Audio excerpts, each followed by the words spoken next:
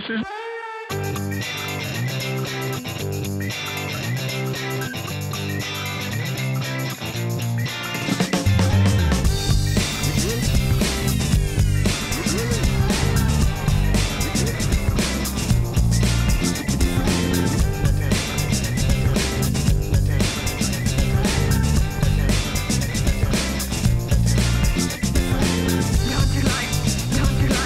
Don't you like my kisses?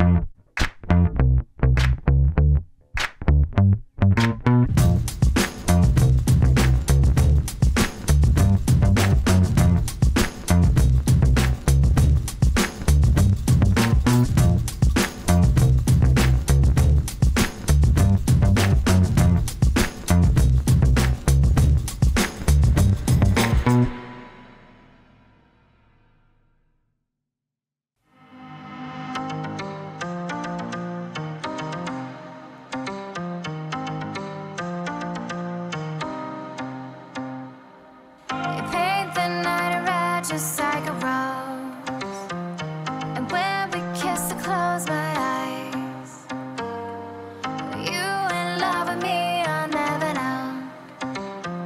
'Cause everything became alive.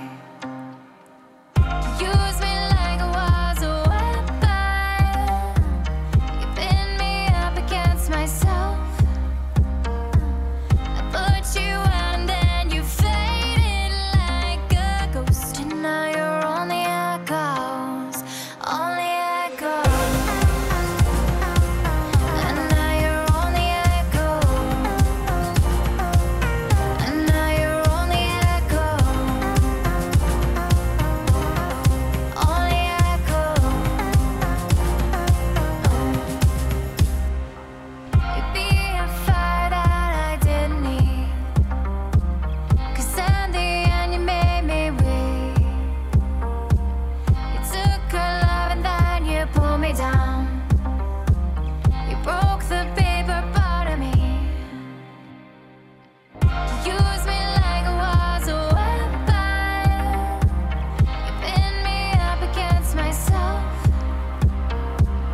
I put you out and then you faded like a ghost. And now you're only echoes, only echoes.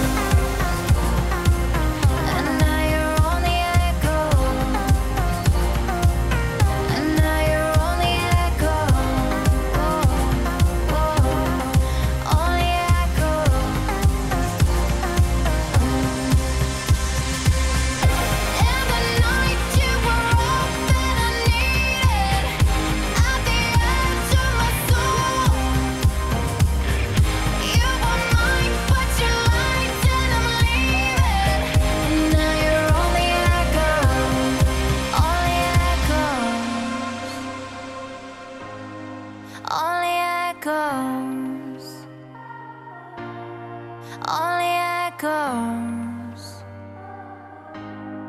only echoes, only echoes,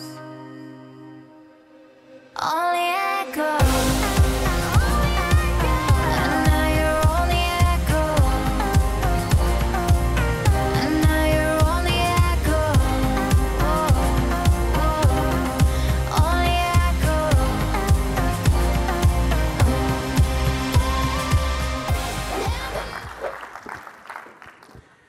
Hello, everyone. Welcome to our session on superpowers, and thank you for coming today. I have to say, I've kind of noticed you're all dressed a little funny.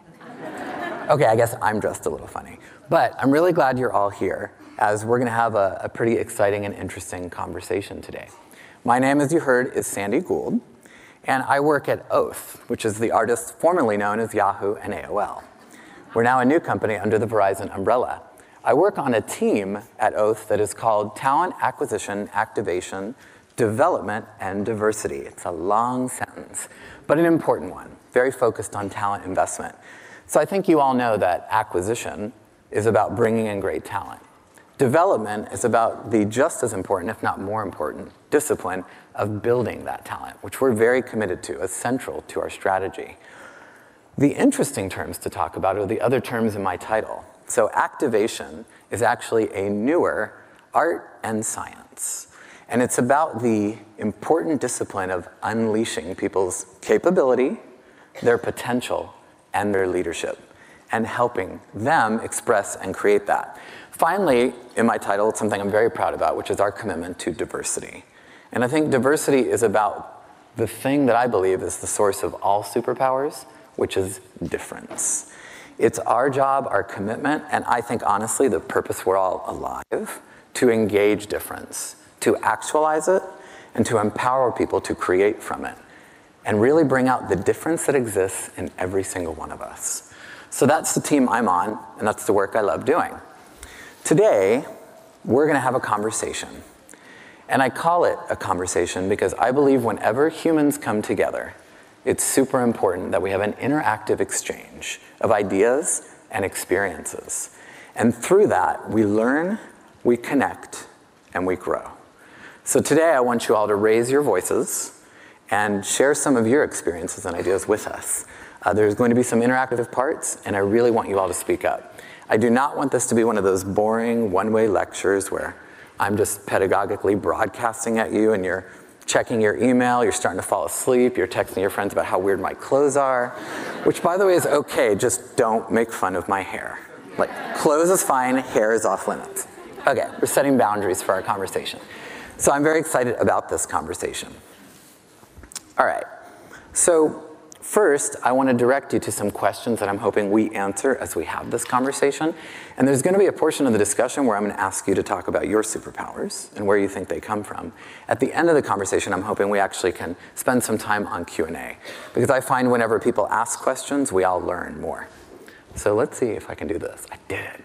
All right, so main questions. Do you have superpowers? What is the mission of recruiting? As a recruiter, what are you really looking for? How do we create ourselves and the world around us? How do we do this together? And finally, maybe an intriguing philosophical question, what part of you is the real you? Who is the real you? I know that's very ambitious for 45 minutes, but I know we can do this. I feel the power in the room. Okay, so to start us off, I want to talk about superpowers. And all super stories begin with an origin story. So let me tell you that when my mother was 7 months pregnant with me, she contracted a very serious staph infection. That's a pretty dangerous condition to have at that term. So unfortunately, or maybe fortunately, I was born very ill. And in my young life, I would remain ill throughout that time. By the time I was 7 years old, I remember I was so weak, I actually couldn't take more than 3 steps without having to rest. And my parents had to pull me out of school. At that time, I could only do 2 things. All I could do was observe people who were living life, which I couldn't really participate in. And then I read a lot of comic books, which probably doesn't surprise you, given my outfit. I still do to this day. And there were some other interesting factors going on in my life. One, I had 3 older siblings who took wonderful care of me. And when they weren't taking care of me, they spent the rest of their time arguing. Amusingly, today, 52 years later, they are still spending all their time arguing when they're not taking care of me. The second thing that happened was I knew that I needed to understand how people were living. So I spent my time in comics, and I spent my time thinking about what my siblings were arguing about. And I had doctors talk to my mother and I. They told us that I probably wasn't going to have a lot of energy. I wasn't going to be able to play sports like other kids. I was going to need a lot of sleep. And generally, I would struggle to be healthy. So that was an extreme downer visit with the doctors, as you can imagine. But my parents told me that if I wanted something, any limit could be defied. Any challenge could be overcome. It all depended on whether I was willing to work hard enough to exceed those limits and to persevere. So a really interesting thing happened. By the time I reached high school, I was all-pro football, all-pro basketball, and all-pro track. In fact, I was rated one of the 10 fastest kids in Washington State as a sprinter, which I love doing. And today, I will tell you, I run 6 to 8 miles a day. On the weekends, I do about 10 to 12 miles, and I hit some pretty good times in those runs. Additionally, I'm super hyper, as you can probably guess as you're watching me pace the stage. Probably gonna burn a hole through it, sorry. Sorry, LinkedIn.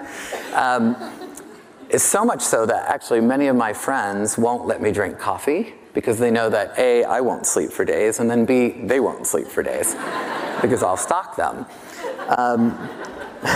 The third thing is that I definitely have this incredible appreciation of life, and it's never going to go away. It was one of the gifts of that experience because the regular daily sort of life and health that was mundane and taken for granted by everyone around me was a miracle to me and continues now to be a gift.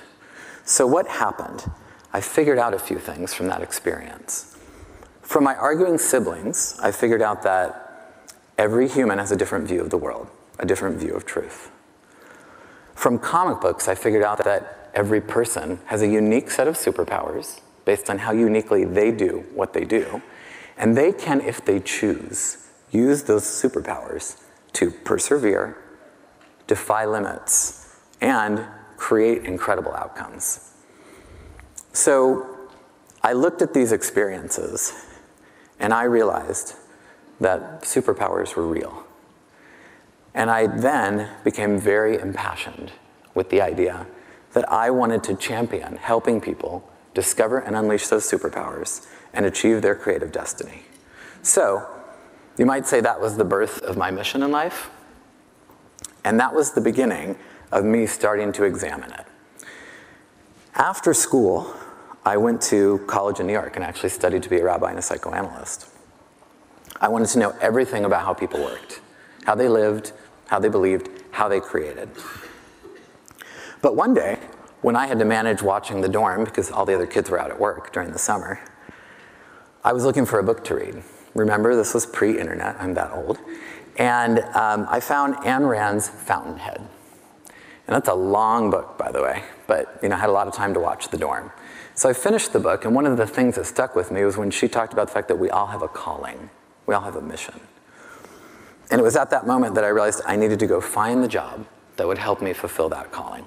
Because I knew my calling was about people creating and building their identity and unleashing those superpowers. So I moved back to Seattle, and I walked into a recruiting firm one day, and I said, what's the job here? What's the recruiting job? And they said, you're helping people find their way in life. And that was it.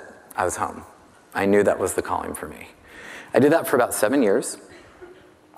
And after that, I went to work for one of my clients, Real Networks. They're the creators of streaming media for the internet. And there, I used learning, which I consider to be my number one superpower and the thing I always focus on, to guide me through leadership roles in HR, in recruiting, and in organizational development. But in every one of them, I operated off the same principles, which was, how do you amplify and unleash talent? Because we know it's there. So from then forward, I made sure that I worked for companies that wanted to harness and unleash the superpowers of people. And I wanted to keep learning how to do that. I was fortunate that my father, who was an international banker, and he believed that all the areas I was studying, all the humanities, would sadly lead me to be begging for money on the streets. So he insisted that I learn business and really deeply understand the core concepts of business and business models by the time I was in college. So I used that when I went into the world of HR to make sure that anytime I was engaging a person, I could amplify whatever they were trying to do. And that I combined business understanding with human concepts to make sure we got the right outcome for them. That began my path of superpowers inside, I'll call it the corporate world. So now we're going to talk about superpowers. What is a superpower? And I'm sure many of you are thinking, okay, but really? Like, isn't it just a skill? And we're going to talk about why it's actually not just a skill, but a whole lot more. So here's my theory. I think that superpowers exist in the following way. If you actually look at a person's DNA, their family structure, the most impactful things that happened to them before they were 18, the way they believe and how they see the world, I think that is the code for how people are going to create in life. It is the code for your mission in life, and it is the code that determines the superpowers you will discover and activate in yourself. Now, you may say, like, okay, but Sandy, that sounds like skills. You're being a little bit comic booky with us now. I think I can prove you different. So let's take some examples. I interviewed a woman a few years ago when our company was building a digital platform for what we call digital magazines, a reimagining of magazines. And we met a woman who had always grown up with this incredible ability to speak the truth and to just directly and bluntly tell people honest, revelatory, hard, transformative truths. Now, the interesting thing about her is she assumed that everybody thought that way. She assumed that everybody operated with that authenticity. Were that it were so, right? So she took this skill of truth-telling and she began to lead. And she also began to liberate other people to be that honest. She went on to actually revolutionize the cosmetics industry by introducing the idea of natural makeup, of using less makeup to do more, because it brought out natural beauty and amplified it and revealed it instead of masking it. So, of course, I'm referring to Bobbi Brown, the makeup maven, who went on to found a huge cosmetics empire, sell it to Estee Lauder successfully. And what is Bobbi doing now? She's spending her time working with Michelle Obama and other amazing global leaders to build inspiration for women, to empower them to develop and create.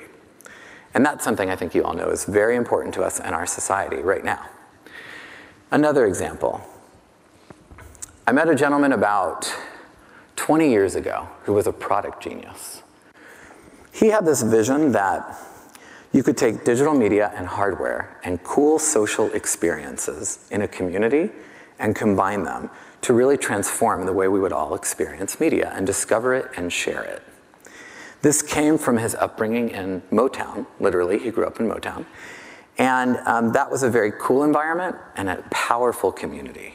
And it's one that deeply influenced him and how he wanted people to connect around the world. So he started to communicate his vision to tech leaders, but they weren't catching on. They weren't aligned to his thinking, but he persisted. He eventually finally met a CEO who got it. And with that, together, they created the iPod, the iPhone, and the entire ecosystem. I'm talking about my friend Tony Fadell. Tony went on from there, after they together changed the way we all experience media and the world, to then build a user-driven, green-friendly thermostat, which would be the company Nest, that he eventually sold to Google. And now he's investing in companies that do similar kinds of creating and transformation. And the beautiful thing about that is if you look at the story from his upbringing, and he's now, by the way, working also on the restoration of Detroit, Motown, from his upbringing to every creation he did, he kept following those principles that came from his story. So another example, a few years ago, I met a great journalist who also had a unique vision about journalism. And that was that news is not just about events that are going on around the world, but news is about what it means to you personally, based on what's going on in your life. And entertainment should be a part of it, but even more importantly, bringing clarity to what this news means to you, letting it inform you in a way that has utility, that allows you to make decisions, to act on it, to change your life if necessary. She's actually, I believe, the first anchor woman to have worked at CNN. And she went on to report on events that were very significant in our cultural and socio-history. A good example was the Sarah Palin moment, which was a big turning point for our country. I'm referring to Katie Couric. And Katie joined Yahoo as what we called our first global anchor.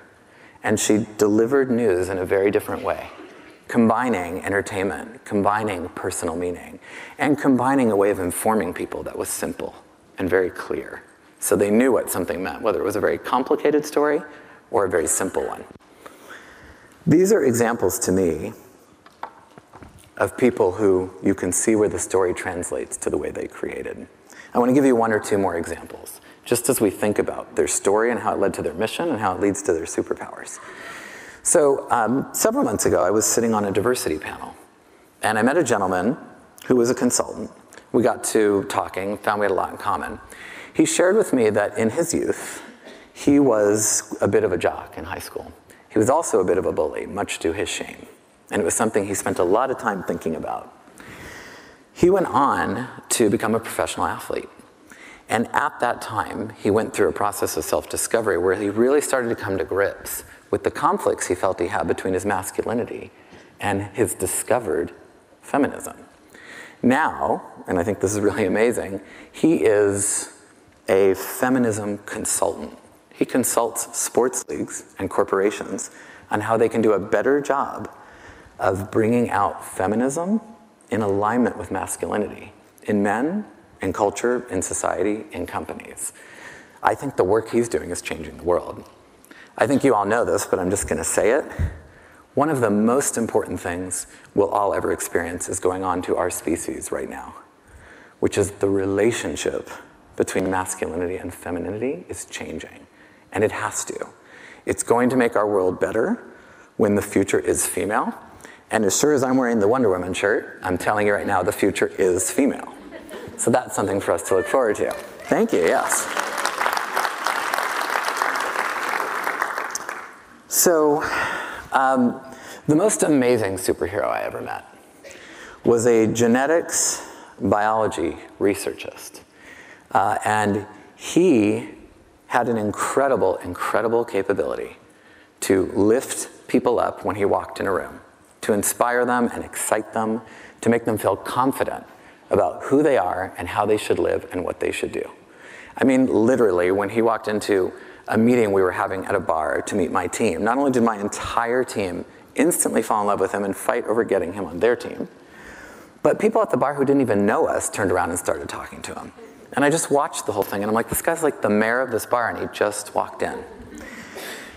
Now, when you think about him, the interesting thing is, in his youth, he suffered the early loss of his mother to cancer, and he came from an impoverished region. But he used his imagination, his love of analytics and family and community, and his raw appreciation for self to just imbue people with a confidence to be authentic. This gentleman was named Kwame, and he touched so many people in such a unique way. But the one thing I never even thought about until later in my relationship with him was that the event with his mother, who passed from cancer, led him to go into research, and then led him to come into a field where he became a great recruiter and guide about how to live and appreciate life because he had been given such a powerful appreciation of life. The final example I want to give you is probably the one that's just relevant to the story, which is me. So, you know, you've heard the story, right? I went from having 3 arguing siblings who I wanted to try and make peace amongst them. So that gave me this ability to actually show people each other's perspectives. In my career, that's helped me to diffuse conflict or get people aligned and inspired to a vision. Obviously, I also had to defy limits. And I think we all know this. Humans will always start with can't. And in a corporate environment, you're always hearing people talk about why something can't be done. But what I learned early on is can't is a choice. And there's a superpower around that we all have to drive. So, now I've given you some examples of superpowers. I'm going to tell you a bit about what I think are the best superpowers. I think there are 3. Learning and changing, authenticity, and difference. So I have a mantra about learning. Learning is always right, knowing is always wrong. Why? Because when you know something, you think it's going to stay that way, and you also think you know why it is. You don't know why it's true, and it's definitely going to change. Think about us. Humans change every moment. You've all changed, and so have I, while I've said this sentence. And yet we fight to prevent and stabilize against change our whole lives. So learning is always right because you're asking questions, you're trying to see what's really happening, and you're also looking for where change is coming from. The next one is authenticity. We will spend our whole lives fighting to be who we really are and say what we really think. We will also spend our whole lives fighting against that, thinking we need to just side with the pack and go with the group, keep your head down, as you hear when you join any new company, and stay safe. They're both instincts, by the way, and we need both. Sometimes it is safe to conform and align to a group. But then there's a higher instinct, which is to differentiate, because when you do, you discover your capability. You change the way you live. That, in turn, changes the way other people live. And Carla Harris said it earlier today really wonderfully. When you lead, when you are brave enough to be authentic, others will draw to you. Haters will too, by the way. I think we all know that. But the others will win out, and the authenticity is always supreme, because even the haters want that authenticity. Finally, difference. So we have a mantra again that I want to share with you all, and it's one I try and remember every day. Difference plus imagination equals innovation. So I'm just going to say that again, because it's central to what we all do at work. Difference plus imagination equals innovation. Think for a moment about the last time any of you, everyone in the room, think for a moment about the last time you solved a problem or seized upon a new opportunity. Just reflect for a second. Do you know what you did? You thought differently. That's the definition of what you did. So this power, this difference is within all of us. And by the way, we all want to be unique. I mean, we all want to be unique. but we also all want to fit in. And that's another conflict in us that drives us to create. That's a power we need more of in ourselves, in our lives, in our communities, and certainly in our companies.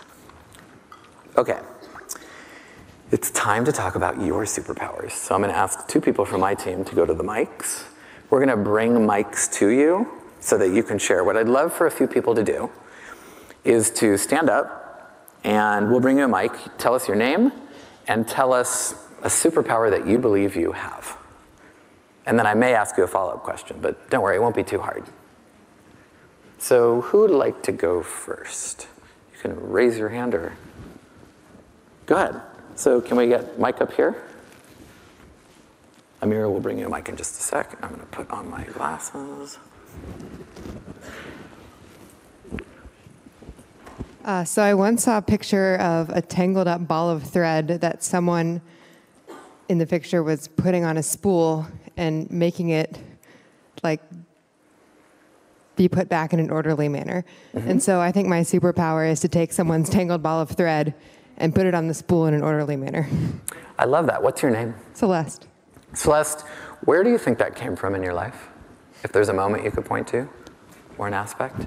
Probably always doing too many things at one time and overachieving all the time instead of being present in the moment. So. Wow, that was beautifully put. Good job. Let's give her a hand. That was pretty nice. Thank you, Celeste. And by the way, we did not rehearse that. Amira, why don't you go ahead and tell us a superpower you think you have? I think my superpower is thoughtful communication. Nice. And where do you think that came from? I think I started my first job out of college was in retail and in a big store with a lot of employees and interacting pretty often with a lot of different people. So I think I'd been on the receiving end of, pretty often some communication that didn't leave me feeling good. Yep. And it caused me to think about the times when I might have done that. So your story translated to your mission, translated to your superpower. I like that. You're sort of righting the wrong, right? That's cool. Thank you for sharing that. Okay, let's hear from somebody else in the audience. Okay, go ahead, you right there. Your name? Hi, I'm Jenna. Hi. Hi. I think my superpower is I have the ability to get people to open up and be really vulnerable with me. That's fantastic. And where do you think that came from? I think it came from just really desperately wanting connections with people as a child, feeling kind of lonely and wanting people to connect with me. Yep. I love that you sublimated and turned that into something so beautiful, right? That's awesome. Thank you for sharing that. Okay, let's hear from somebody else right there. Hi, I'm Kelly. Hi. I think that I have the ability to empower people to believe that they're able to achieve anything. Nice. So can you give me an example of where that activated at work? Where, at work? No, where it activated at work. So like a moment when you were able to use that power and you realized it. Yeah. So I have a sister with special needs, and my mom raised us to believe that anything was achievable. Sometimes it just took a little bit extra planning. So I use that definitely on a day-to-day basis with all of my employees to help them achieve all of the goals that either the company puts forward for them or that they haven't even recognized that they want to achieve. That's awesome. I love that. Thank you for sharing that. That's great. Okay, let's do one more. Go ahead. Hi, Sandy. Santi. Hi. Nice to meet you, Santi. I'd like to say cultural intelligence, ability to work effectively across different cultures. Okay, good. And where did that come from? I'm an immigrant. I also lived in 5 different countries. And Nice. every time I went to a different country, I find myself in the need to adapt to be able to make friends or just work in general. I love that. That's great. Thank you for sharing that. That global personality is something we really need now, since we're redefining our society and the way we structure, right? The way we relate. Okay, let's get one more. How about Ty, you, right here? You want to give it to Ty? Hi, my name is Ty, and I believe my superpowers is having laser focus. Nice. And where do you think that came from? I grew up in an environment where there's a lot of distractions. There weren't a lot of people accomplishing things, so I learned to like hone in, block all that out, and just focus on what I need to accomplish. Wow, that's great. Okay, cool. Super focused man, I like it. Thank you. Okay, so you guys can sit. You guys can sit now. So now I just want to ask a question of the whole audience. So raise your hand, 2 questions. Raise your hand if when you came in today to have this discussion, you believed you had superpowers. Okay. Now, raise your hand if you now believe you have superpowers. Okay, we're getting a few believers. I like that. All right. So thank you for sharing. I want to say something that I really believe, which is I think the key to superpowers is that they're personal. You can see the connection between the story of where you came from, the mission it caused you to take on, and the superpowers you then developed to accomplish that mission. We create our superpowers, and we need to. And in fact, we need to teach kids from the time they're in school that they should be choosing, identifying, and creating their superpowers. Oftentimes when I've introduced this concept, people say, you know, it's a skill. No, typing is a skill. And that's not personal, except to this one person I knew who could type 200 words a minute. And it was personal, but otherwise, it's really not personal. Not that I'm putting down typing, by the way. So I think that's the thing to hold on to and remember. So now let's talk about, I'm going to try and advance the slides. So let's now talk about how we implement this in the workplace. What do you do with superpowers in the workplace? So I think it can actually frame the way we start thinking about everything we do in recruiting, in interviewing, hiring, growing talent. So I'm going to give you some things we're experimenting with, some points and ideas and principles to think about. 1, how are we interviewing, recruiting, and hiring? So I would say that over the last many years, what we've all done is hire people to fill jobs. And you know, you always hear companies struggling with the conflict between the job and the person and keeping them in it. Well, that doesn't make any sense. A job isn't a person, and a person isn't just a job. So I want to tell you that I think we have to throw out recruiting and hiring people for jobs. I think that's over, to be honest. I think we should be hiring people to build their talent. And when we build their talent, that will grow our business. And I'm not saying, by the way, there shouldn't be a job description, but I think it's a change in the paradigm. And how would that translate? Well, it would mean things like when people come in for the interview, you say, hey, have a seat, welcome to our company. What do you do? Why do you love it? Where do you want it to lead? And in the interview process, you talk about where it could lead at 6, 12, and 18 months. It's not a guarantee, but you let them start to see a vision for that. You introduce them to teams they may go to work for after the first job they take. And in fact, when you talk about a job, a role description, it should be fluid and open, and it should be a 50-50 creation. Not the company creates a job description and says, here, can you do this? That's limiting. It should be partially created by the employer, partially created by the employee. And it should be fluid. At 90 days, you'll both know a lot more. It should change. At 180 days, it will change again. And think about it. When we all talk about great career experiences we had, or great people that work at companies, those great people always do way more than their job. They end up defining it instead of vice versa. That needs to be the model we start operating on. I think that interviews should be really personal. I think that they should be experiential. So it's always been so strange to me that when we interview people, we put them in a room with a whiteboard, and we say, would you go to work at this company if it was like this with these people and this job and this strategy and this opportunity? And they go, yes. And we go, okay, jump off the cliff. And then they jump. That's the weirdest thing. It's like the dating game where you can't see who it is you're going to marry, right? It's the same construct. Why wouldn't we actually just immerse people in the actual experience? Let them meet the team, solve a problem with the team, go to a meeting, go to a hackathon, go out to dinner and argue about politics and everything else. Like, actually let them immerse in the experience. One of the things we started experimenting with is video and virtual reality sourcing. So we're reaching out to people saying, like, come work for us, instead of just saying, like, hey, we might have a cool job. Do you want to talk? Why not send them virtual goggles so they can sit in a meeting and see what it's like when we're innovating something? I think that the mission of recruiters is not to fill jobs. It's to amplify, unleash, and enhance the talent of the company and of the people they're meeting. I think that Another important thing that always comes up. So people always ask me, what is a recruiter looking for? And everybody wants experience. Why? Well, humans are an inexact science, and that frustrates the hell out of everybody. And it always will, including ourselves. So what do? We say, well, if this product manager has experience at this company, they'll be successful at this company. Not true. It's dependent on variables like the culture, their skills, what's going on in their life, the nature of the people they'll work with, right? A whole bunch of things.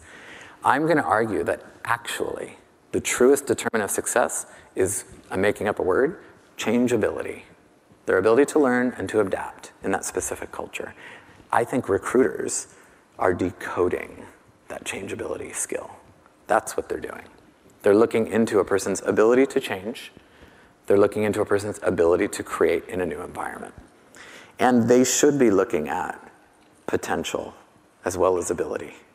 I think we're going to see a change in the market where it becomes less and less about, do you have that experience and did you go to that school that has that certain degree? And more about, let's see both what you created and how you can transform and help us transform too. So I'm going to share a story to prove it. In 2013, I joined Yahoo. Marissa had joined a few months before. The CEO came from Google.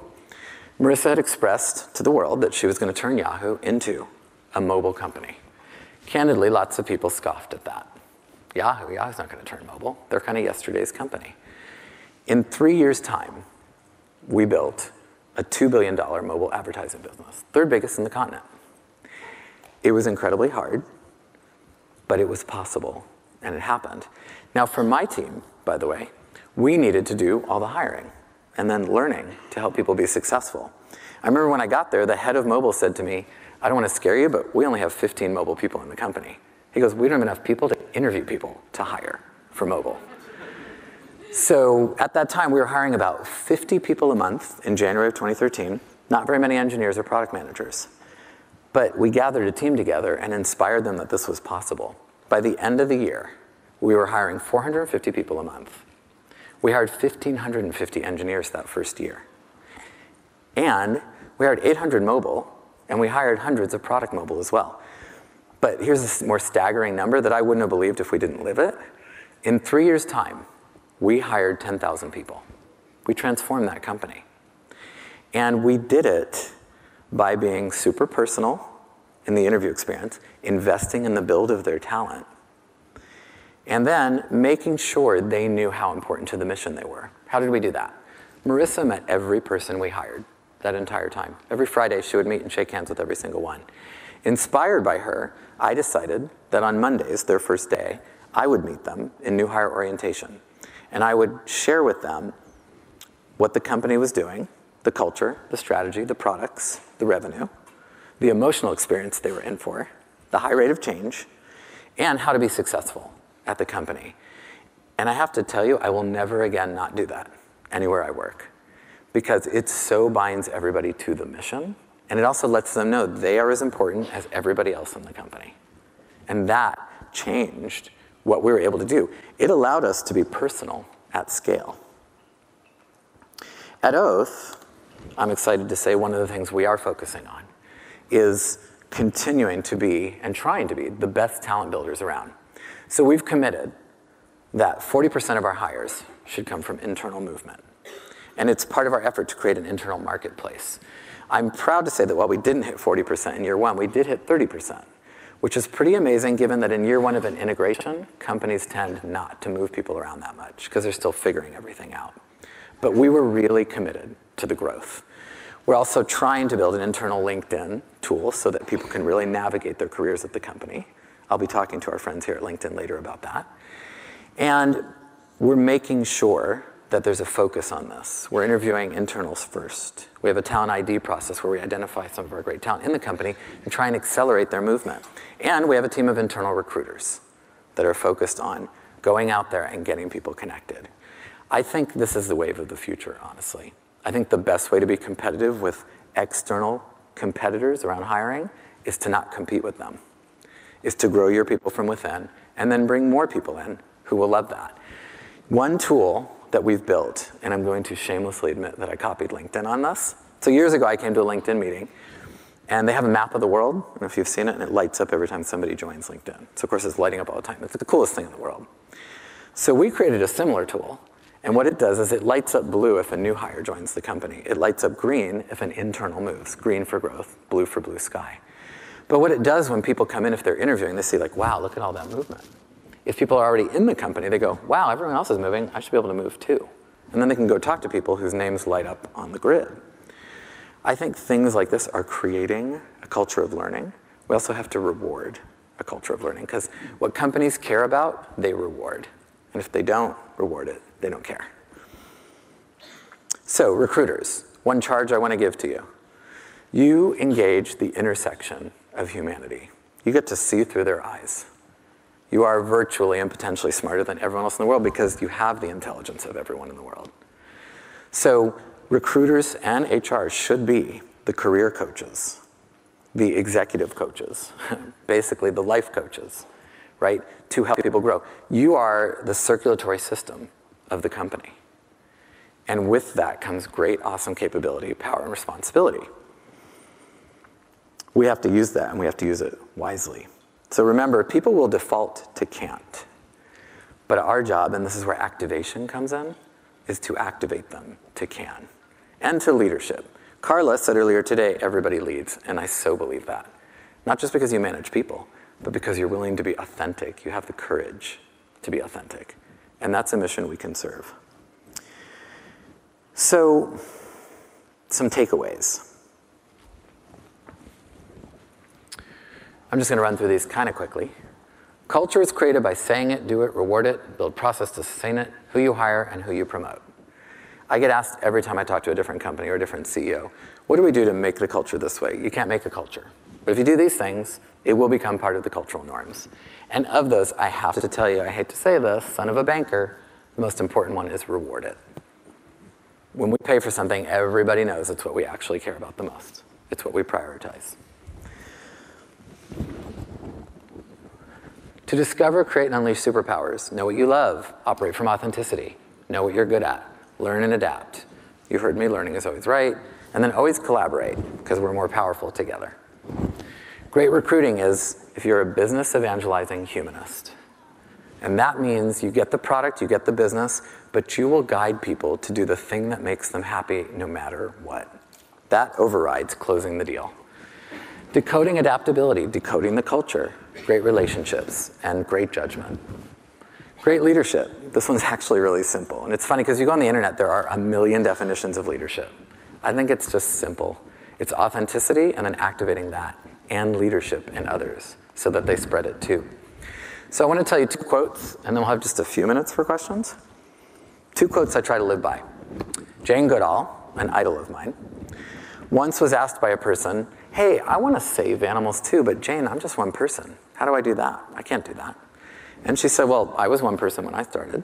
She said, and every movement of 1 million people started with one person. And in fact, every movement of 1 million people is 1 million just one person's. So she broke it down so mathematically, I was like, wow, that's kind of amazing, right? My mentor from Disney, Steve Milovich, said to me once, the most important thing you will ever do for a person, an employee, in a company is to give them soul and help them keep soul. So that's something I try to live by every day. So I really enjoyed this conversation, and now maybe we can have a few Q&As, but thank you all for listening and participating in Superpowers.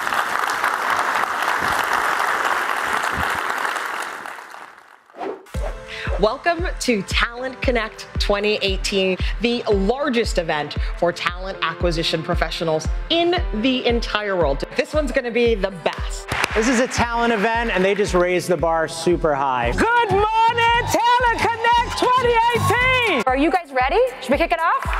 All right. This is the most excited I've ever been to announce a new product. Loud, be vocal, be as noisy as possible, and get the attention of these folks to create change.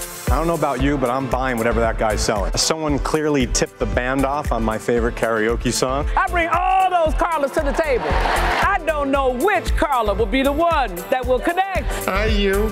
Forever. Oh, you are adorable, aren't you? Pretty cool, right? So let's roll. Thank you so much for everything you do to help to make this vision a reality. Thank you for letting us be part of the solution with you. I thank you, Talent Connect 2018.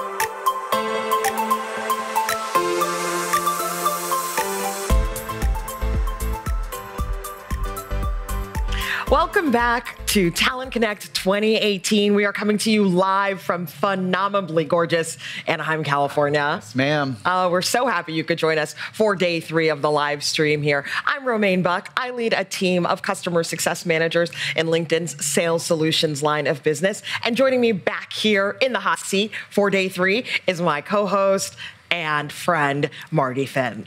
Hi, everybody. My name's Marty Finn. I'm a leader on our customer success team for our talent solutions line of business.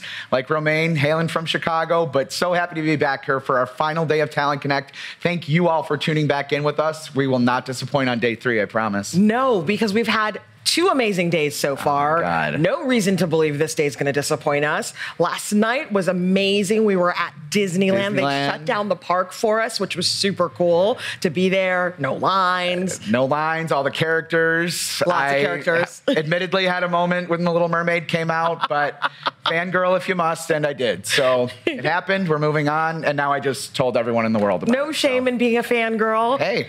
Speaking of fangirls, we have our very own fangirl joining us as well. Sure do. For day 3 of the live stream. Our very own Janish Rollin, who is live out in the middle of everything, backstage, checking things out for us. Janish, how's it going out there?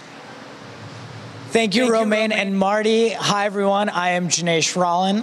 It's day 3. I'm pretty tired, but the bags under my eyes are Prada. And we are backstage here with the people who are making Talent Connect happen. One of the people I've got making Talent Connect happen is?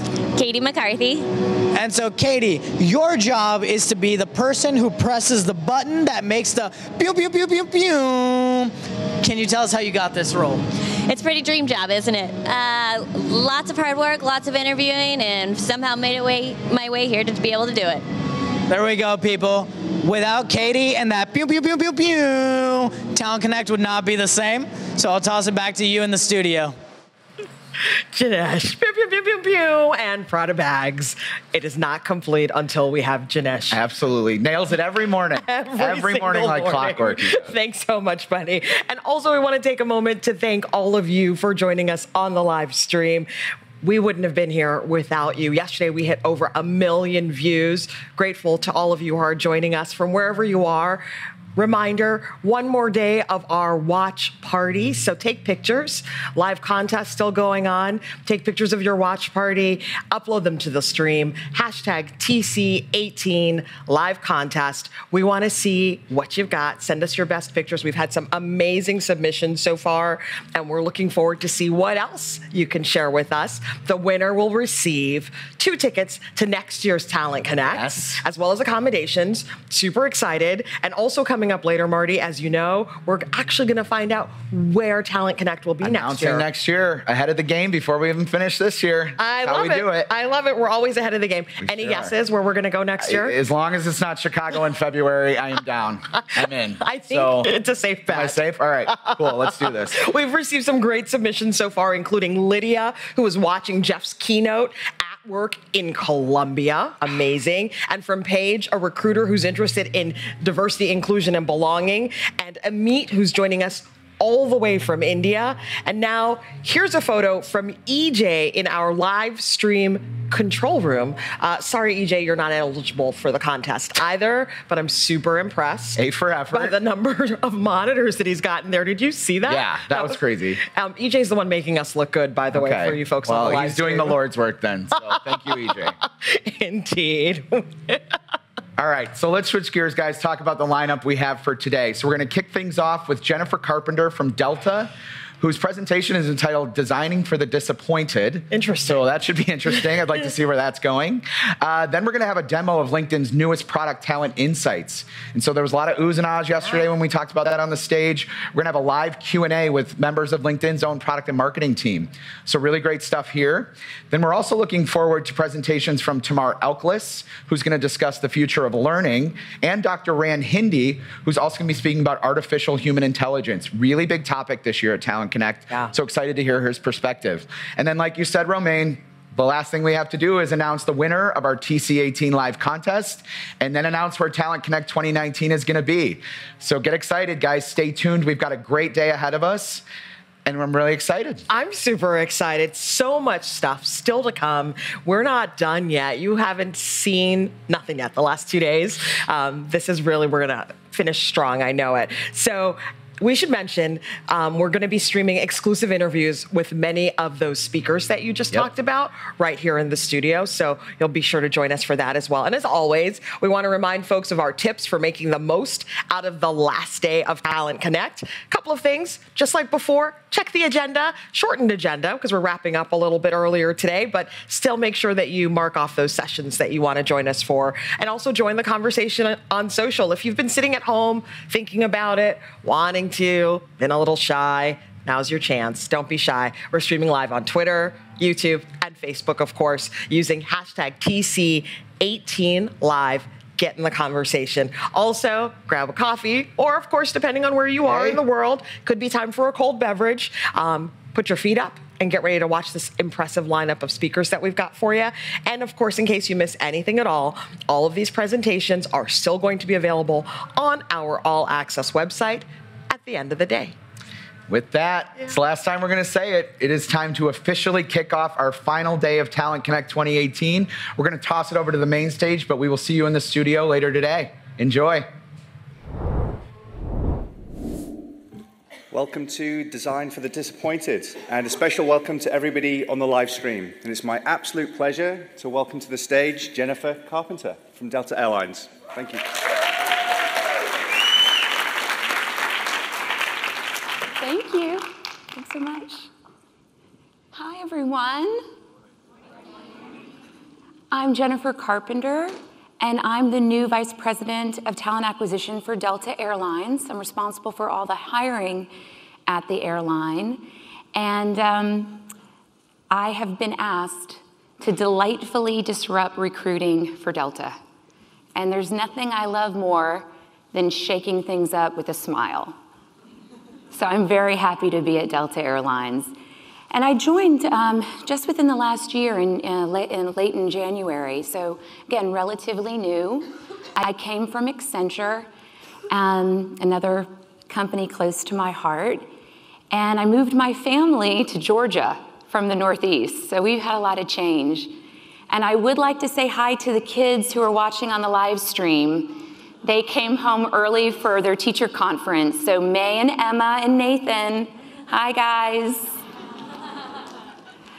And hello to all my friends back at Delta as well.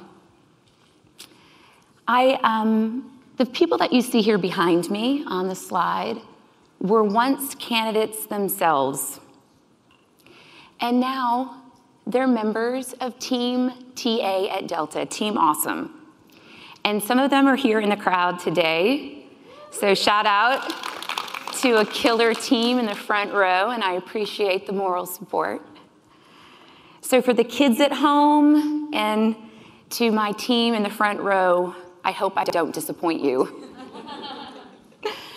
And disappointment, that's what we're here to talk about today. And as talent acquisition professionals, we are often the bearers of bad news. We're like the angels of disappointment. So when we were asked to disrupt recruiting in the most delightful way, of course, it's the disappointed, the people who drop their resumes like a penny in a wishing well, only to be told that their wish, their hope of getting a job at Delta is not going to come true. It's those disappointed that are center to our design as we think about what could be. for Delta. But why, right? There's a lot of people that don't get the job. Why do we care so much? Well, we care because we believe our candidates are our customers. And we're inspired by the words of C.E. Woolman, who was the principal founder of Delta Airlines, who said, "Customer service is in our slogan." We've changed slogans over the years, but at this time it was service and hospitality from the heart. And he said, "We always strive to put ourselves on the other side of the counter, to treat our passengers as we would want to be treated." And he said that as an airline, we have a responsibility to the public far and above the price of a ticket. And Delta strives to live up to that responsibility. So, how many candidates do you think apply to Delta each year? Any guesses? Pretty good, 1 million I heard. A little over 1 million. I wish I had something there. And how many jobs do you think we have available to those 1 million customers? Less than 10,000. So in essence, we're disappointing 99% of the customers, our candidates, who are dropping their penny in the wishing well and hoping that their effort and their time to apply to Delta will translate to a job for them. So if I haven't convinced you yet to think about the disappointed differently, let me hit you with some research. A recent Work Trends Global poll of job applicants informed us that upwards of 60% of the people who are disappointed by your recruiting experiences are not going to want to be a customer of your company. So for a consumer brand like Delta, that's not good news. But to any brand where the candidates that you're disappointing on a daily basis buy your product, go to your restaurants, shop in your stores, you're turning off a lot of people who have choice in a very competitive marketplace. We also know that people talk, both the delighted and the disappointed. They talk to their friends, they talk to their moms, they talk to their kids. And we know that social amplifies. Does anyone remember that old commercial, that old Heather Locklear shampoo commercial? I might be dating myself. Heather hasn't made a commercial in a while. Where she would say, I told 2 friends, and she told 2 friends, and so on, and so on, and so on. Anybody? Am I the only one that's burning? Okay, I love that commercial. Well, it was a simpler time then when we worried about word of mouth spreading a message. And for good or for bad, we know a tweet or a text or a post travels around the world in moments, creating either a halo effect for your brand or a hellish effect for your brand. So that's why at Delta, we're worried about the disappointed because, 1, we feel it's our responsibility to our customers to delight them, but more so, we know that people talk and it's going to have an impact on how our brand is perceived in the market.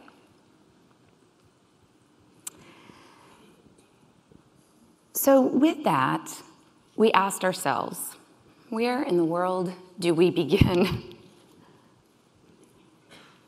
And we begin with a simple equation, that people are greater than process. So if you find yourself back at work in a conference room, debating the process tweak you're gonna make to improve things, or the technology solution that's just gonna solve all your problems, you're off track. And the reason why you're off track is you're not starting with people. And you're likely not asking the right questions. How many times have you been asked, How do you reduce cost per hire or fill up the pipeline for those hard to fill roles with qualified talent? Those are the wrong questions to ask. What you should start with is who are your candidates? Who are they as people? Now at Delta, we recruit the usual suspects, the flight attendants, the pilots, the gate agents that you all know and love. But this team here is also asked to find predictive meteorologists, data scientists, designers, marketing professionals, interns to senior executives. And we need to ask ourselves, what inspires and motivates those diverse groups of people? Where do they hang out? How are we going to discover and engage with them? And most importantly, what would delight them? What won't they expect? So that regardless of the outcome, they know by exploring opportunities for Delta, they feel that Delta difference. They're getting something out of it. So that's where we began. We put down the Visio, stepped away from the process flows, and we just got up from our desks, away from our computers, and we talked to people. A couple of months ago, we hosted an innovation lab on Delta's campus. Now, the sign said innovation lab. It was really a conference room. But we welcomed people into the lab to listen. We shared some of the ideas that we were excited about, and we heard about what worried them about them, what inspired and excited them about the ideas, and what they wanted out of the Delta recruiting experience, the hiring managers, the candidates, our colleagues. And what we learned when we listened, and we listened a bit more, we realized that we had some really firmly held beliefs that we wanted to strive to live by, so that as we're continuing to disrupt and transform, we're at least anchored to what we believe in, so that we stay the course and that we are able to transform in a way that really felt genuine to us and our team. Because once again, we're reminded that we believe that we have a responsibility to the public far and above the price of a ticket. And we think our talent acquisition team can add goodness to the communities in which we serve. And that's really what we firmly believed in. So what I'd like to do for the remainder of the time today is to share our beliefs, our key tenets that we came up with, and explain how we're bringing them to life at Delta. So the first one, just like we believe every passenger on our airline has a story about where they're coming from and where they're going, we believe that behind every resume is a person with a story to tell. So we're using technology at Delta, HireVue in this case, to allow candidates to add their voice to the recruiting experience and to share their stories. Because we believe when you're able to learn more about a candidate through their story, you're creating feelings of fairness, and you're creating more of a bond and a connection with the candidates. We are all far more than what can fit on a 9-inch by 11-inch piece of paper. We're more than our resumes. So our technology, HireVue, is helping us learn more about our candidates, like our flight attendants. We get over 300,000 applicants for a little over 1,000 jobs in about 4 months. People really would love to become a Delta flight attendant. And we ask them through HireVue, tell us a story about how you helped somebody. Why do you want to be a Delta flight attendant? And we've begun also experimenting with artificial intelligence to help us even glean more insights from those videos so that we can consistently and fairly evaluate the thousands of people that are sharing their stories with us so we can be more responsive and above all else, fair to the people who want to explore opportunities with us. But it's not just our volume hiring where we found this technology is helping us out. Recently, we've invited some rising MBA students that are starting their MBA programs this fall. They've already begun. We invited them to Delta for a glass of wine and some light hors d'oeuvres to get to know us, because we wanted to start building relationships with this talent. These are all kind of hometown heroes. They live in Atlanta. They're going off to MBA programs all over the country. But we know they're likely to come home to Atlanta. That's where they have roots. So we invited them to get to know them a little bit better, and then we asked them to help us share their story with leaders around Delta. Real simple. You figured they've all been toiling with their applications for their programs. So we said, you know, you've probably been reflecting a lot on your past accomplishments. What are you most proud of? We also asked, with Delta, you know a little bit about us, where would you love to make an impact? And they were able to share their stories. And we're able to now take those stories to leaders so that they can begin building relationships with these hopefully future Delta employees, so that 2 years from now, when they graduate and they're being courted, they'll remember Delta, and when they come home to Atlanta, we'll be an employer of choice for them. One of these MBA interns, her resume caught my eye because we had similar academic backgrounds. She studied economics and math, and she graduated, is an actuarial, not an easy job, and she's also an adjunct economics professor. She's starting Georgia Tech, or has started Georgia Tech, Georgia Institute of Technology, where she's pursuing her MBA. Her name is Diane. So when you think about that resume, actuarial, can you picture it in your mind? Economics professor. But when I saw her video, I learned something new about her.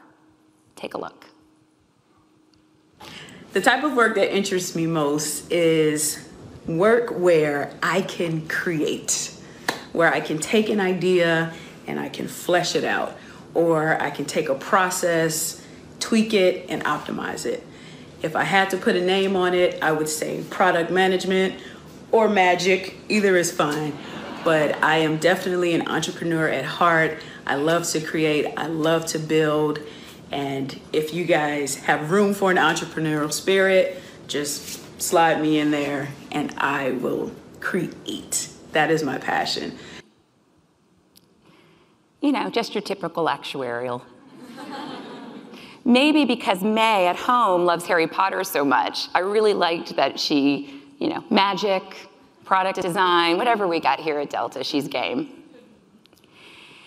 And by engaging with our candidates like this and hearing our stories, we again put ourselves on the other side of the counter or the other side of the screen and made one small but impactful change for our candidates. We turned on the ability to re-record an answer. Simple, right? But imagine, previously you had one shot. You had to master an unfamiliar technology, share your story, get your answer right and your hair right, the lighting, the angle, all in one try. Now they can re-record as many times as they want. We found that over 60% are taking us up on that offer to do it again, do-overs, because regardless of the outcome, if we are asking people to spend time with us, we want to give them the time and the chance to be their best. The do-over. And since we turned on re-record just a few months ago, our Net Promoter Score has already increased 7 points. And it's a staggering 95% for this particular part of our recruiting experience. So the candidates are telling us thank you. They're also telling us thank you on Glassdoor.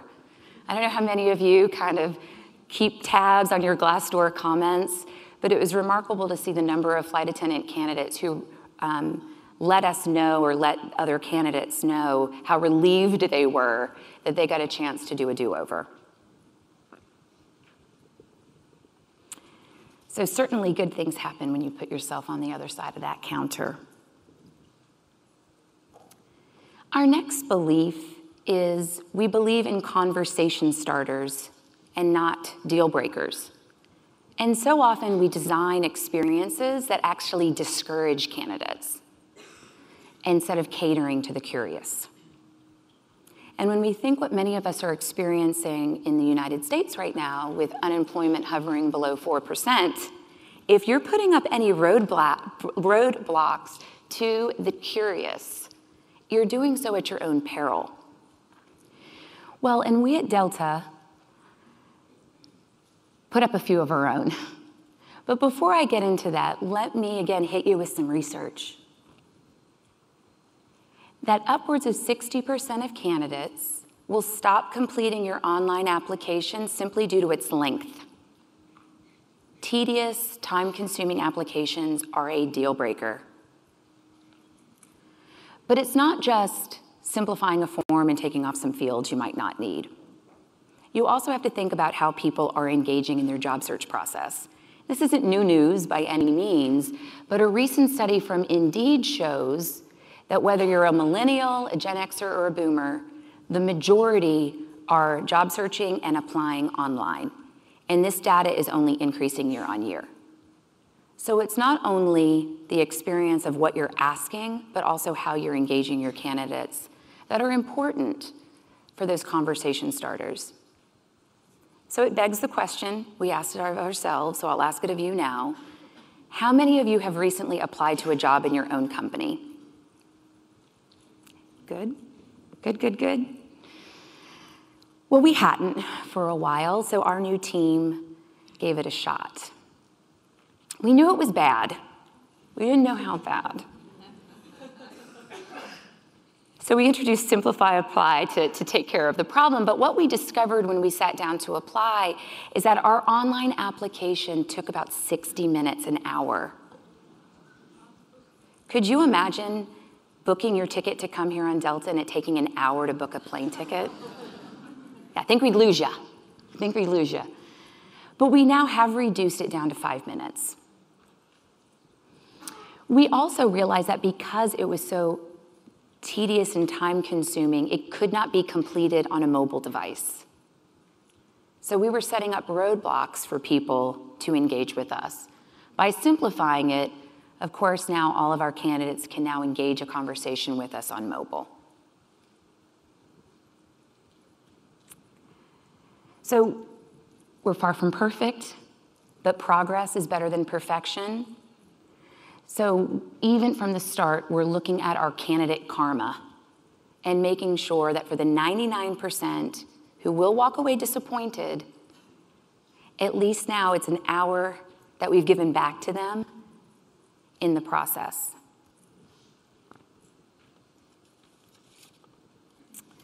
So moving on to our next belief. Our recruiters' goals are to find the right person with the right skills for the right job at the right time. And as we work to get it right across all those variables, we at Delta believe the right person for the job is already likely right here at Delta. We have a commitment to help our employees keep climbing in their careers. And we often like to say we're the people who move the world. So it's no surprise we encourage people to move around. So the majority of our open demand is filled with Delta employees. Now that might be disappointing to those that are trying to get a foot in the door at Delta, but it's something that we really firmly believe in. We also don't want to waste people's time. So we are very careful at what we post externally because we don't want to hold out hope to people who are interested in Delta if we had qualified candidates that were in the pipeline already. So we're very careful not to waste people's time by only marketing the jobs that are truly opportunities for the external candidate. I'd like to share with you two examples of how we're catering to our internal candidates.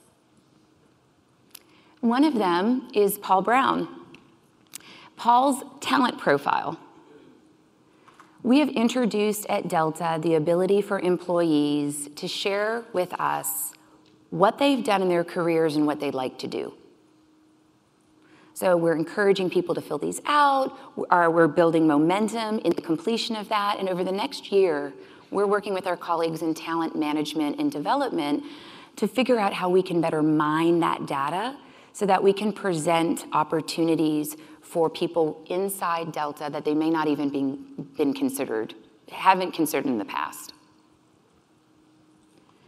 How many of you, again, quick show of hands, are working like this with your talent management and learning and development teams?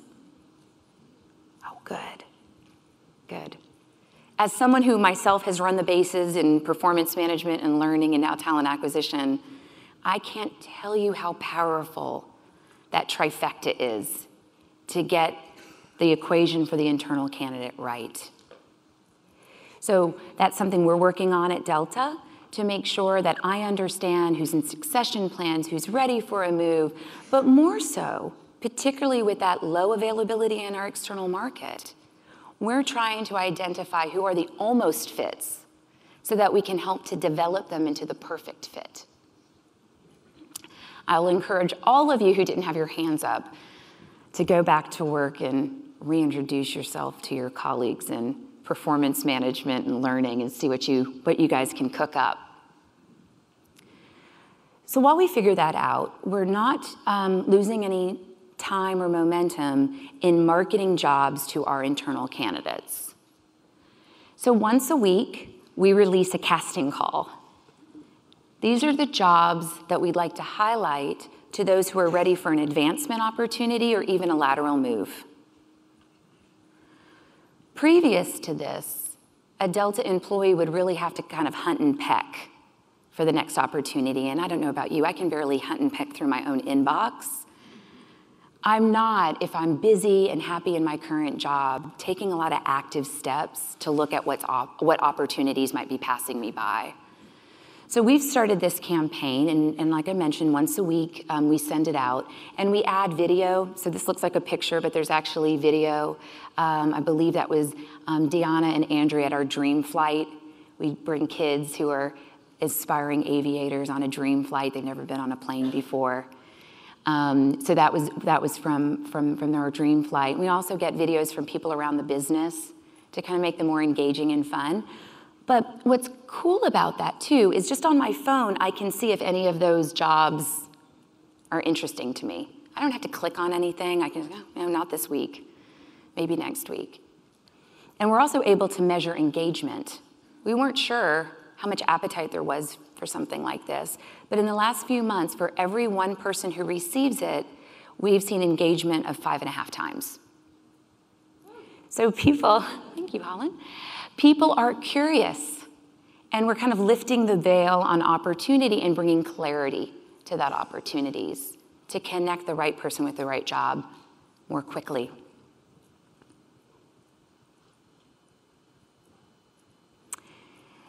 So our next tenet is another one that I'm pretty passionate about, is that an informed candidate is the best candidate. And a 2017 talent study on candidate experience that had over 180,000 job seekers participate informs us that 85% of those people, 85%, it's still a shocking number, don't even know where they stand in their recruiting process they're engaged with. They just don't even know what the next step is. They hadn't heard anything. And many of them have been waiting for months, not a peep from the organizations that they had applied to. And when you think about us expecting delivery at our doorstep in 2 days or less, that's increasingly just unacceptable, unacceptable. And you know, in thinking about that, in thinking about how to keep them informed, we want to make sure that we're creating realistic job previews. And it starts even before applying to Delta is more than a passing thought. We need to make sure that we're marketing jobs realistically and effectively. Whether it's working the ramp or the video series we created on the 12-week rigorous training program that all flight attendants have to go through. We're making sure that we're creating realistic previews for our candidates so they know what they're signing up for.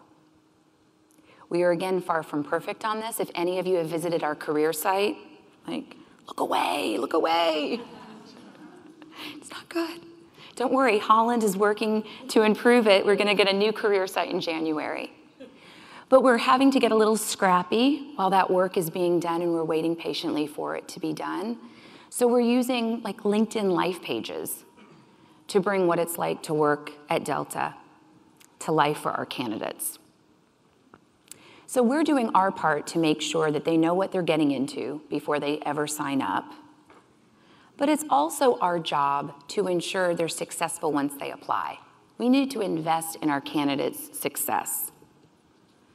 So again, thinking about our flight attendants, we've prepared a guide based on the questions that they've often asked, as well as the observations from those that interview those flight attendant candidates when they come to Atlanta.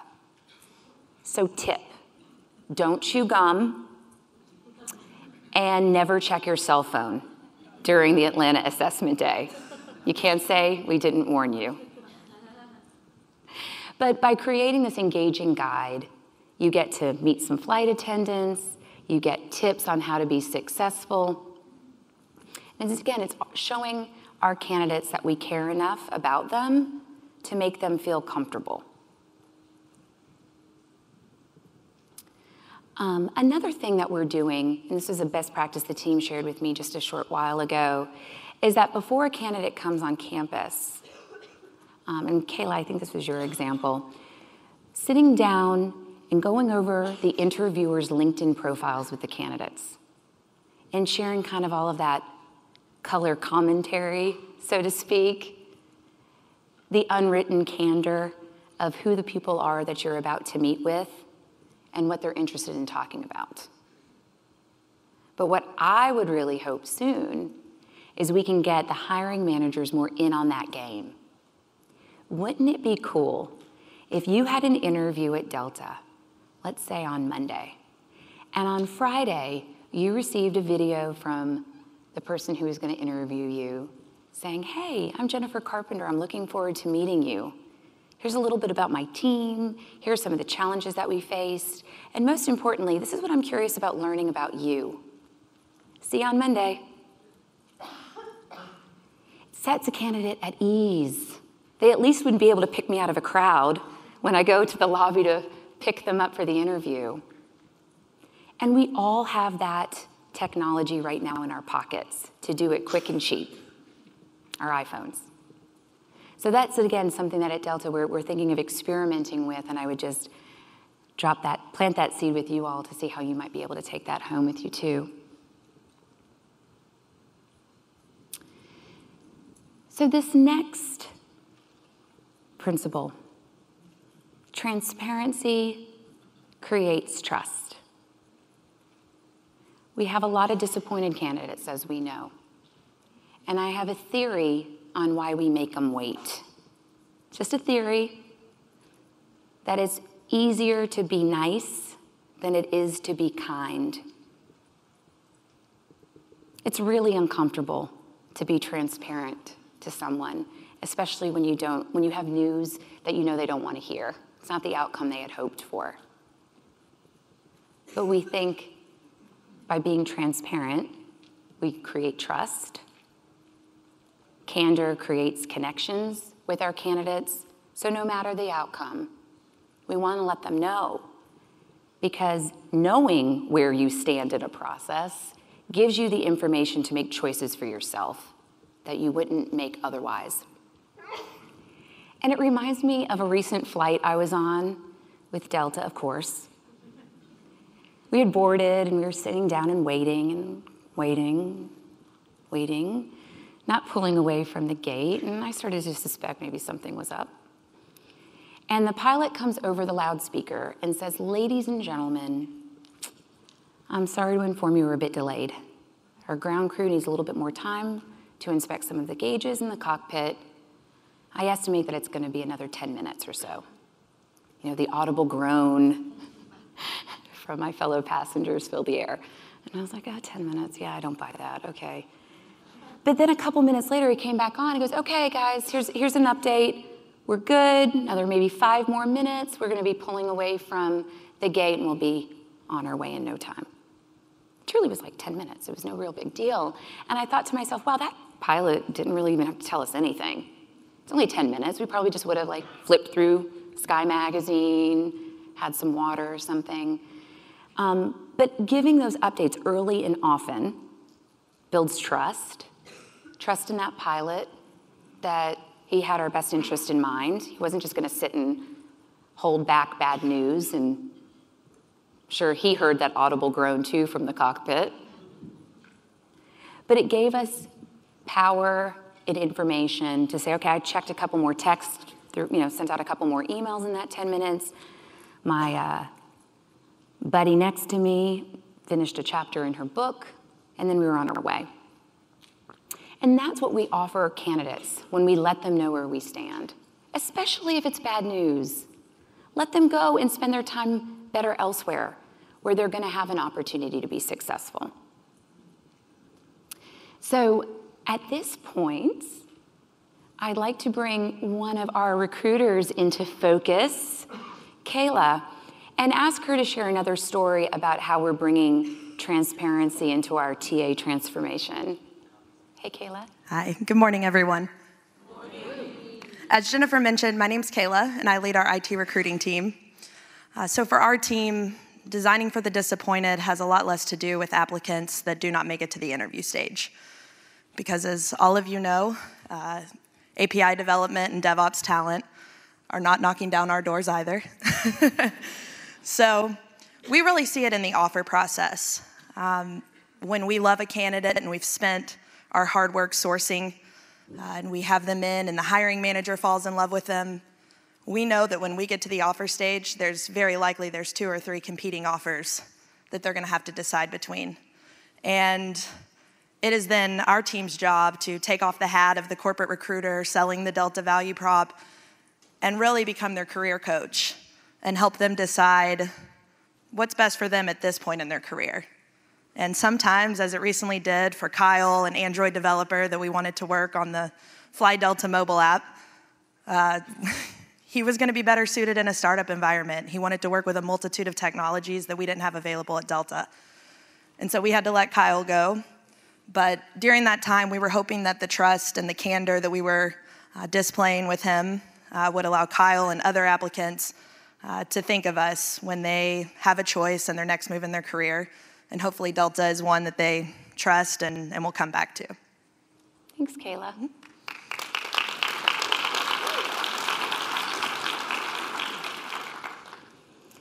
So we've got one more principle, and it's my favorite. Are you ready? Drum roll, please.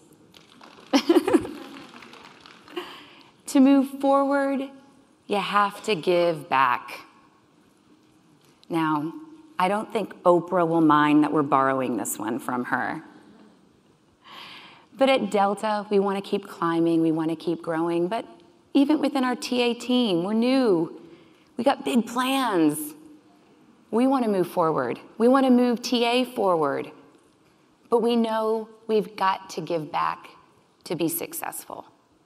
So we've talked about today how we're not wasting people's time, we're trying to be transparent and add candor, responsiveness to the process, but we feel like we can do more. We can do more to give back to our customers, the communities that we serve, and our candidates. And at Delta, we give back till it hurts. You know, quite literally. I don't know if you read recently that the American Red Cross named us the #1 corporate donor in blood, over 11,000 pints. I'm a little afraid of needles. I would say ouch that, but we truly, this is a bedrock for Delta's culture. So it was something that we felt was incredibly important to weave into our principles as a TA team. We believe that recruiting experience is a two-way street. It's all about reciprocity. And we're trying to identify ways in which we can create gifts of reciprocity to our customers, our candidates. One such gift is a talent card. So thinking back to those flight attendants, they introduce us through their video, they pass on to another assessment where we measure their customer service skills. So no matter the outcome, we want our flight attendants to know what we learned about them, framed in their strengths, what they're good at, so that even if they don't proceed to the next stage of our process, they take something away from the experience that helps them know a little bit more about themselves. We think that's incredibly important. We want our candidates to know we see them, we hear them, we're curious about who they are as people. And this is one way we're bringing that to life. Now, how many of you guys are flying home on Delta today? Okay, all right, fairly good number. So I'll give you a preview of what's on your in-flight entertainment systems beyond Deadpool 2. Last month, we welcomed LinkedIn Learning aboard. And now, sitting 30,000 feet above the ground, we've created a learning lounge in the air. I'm very worried about our widening skill gap, and I know you as recruiters feel it every day. The skills that are available to us in the market versus the skills that we know our companies need to grow. And Jeff talked about it on the main stage just yesterday. And did you know, recently Harvard Business Review interviewed 24 leading CEOs, kind of asking them what keeps them up at night? And the number one answer was talent and the lack, or their concern about the lack of the talent they're gonna need to make good on their promises to their shareholders, to their employees. So I think it's pretty cool that instead of just venting about it, LinkedIn and Delta's doing something about it. We fly over 200 million people a year on our airline, 200 million. So when you board your next Delta flight, watch Deadpool, then get ready for class, get in time and take something and learn something new. But I've been talking with our friends here at LinkedIn about doing something maybe even a little bit different with this content. Wouldn't it be cool if we could, as a gift of reciprocity, help our candidates close skill gaps? Give them that gift of knowledge throughout their recruiting experience. Certainly one way of tempering people's disappointment if they don't get the gig. I'd even love to almost look at it as the apple of knowledge. The candidates for whom you extend the apple to that take a bite are the ones that we want to talk to. It's the curious folks, the people that invest in themselves, that start to demonstrate those traits that we all are looking for. The people who have the capacity and the capability to learn and invest in themselves, to learn and unlearn and be skilled and reskilled. That's who's going to be successful in the future. And I think this is a really cool way for us to be able to be giving a gift, but also measuring some behaviors at the same time for what we're looking for in our candidates. So, in closing, we believe we are just getting started. Might sound like we've got it all figured out, but we have a lot of work to do and a lot of investment to make. But I know I've got a team here that's wildly passionate about treating our candidates as well as we treat our customers, so that's a good start. And we're having a lot of fun. So I'm really looking forward to transforming TA at Delta with these folks. We're experimenting and scaling across all of these key tenets. Progress is better than perfection, so we're not waiting for things to be perfect. We're not always getting it right, but we're making progress. And that's most important for our team and for our candidates. Now, I've mentioned old C.E. Woolman a couple of times. So I would be remiss if I didn't share a quick story about our current CEO, Ed Bastian. So recently, or not so long ago, Ed was asked to be on NPR's Marketplace. Any Kai Ryssdal fans out there? Okay, I love Kai. In my mind, he's so handsome. But anyway, love Kai. His voice is great. But Kai asked Ed a simple question. He asked this to a lot of his CEOs, but he asked Ed to describe his job in 5 words. And without skipping a beat, he replied, taking care of our people. That's how he describes his job. Pretty inspiring words. And I hope that if people ever ask you to describe your job in 5 words, you'll easily reply, taking care of our candidates. That's it for me. Thank you so much. Thank you.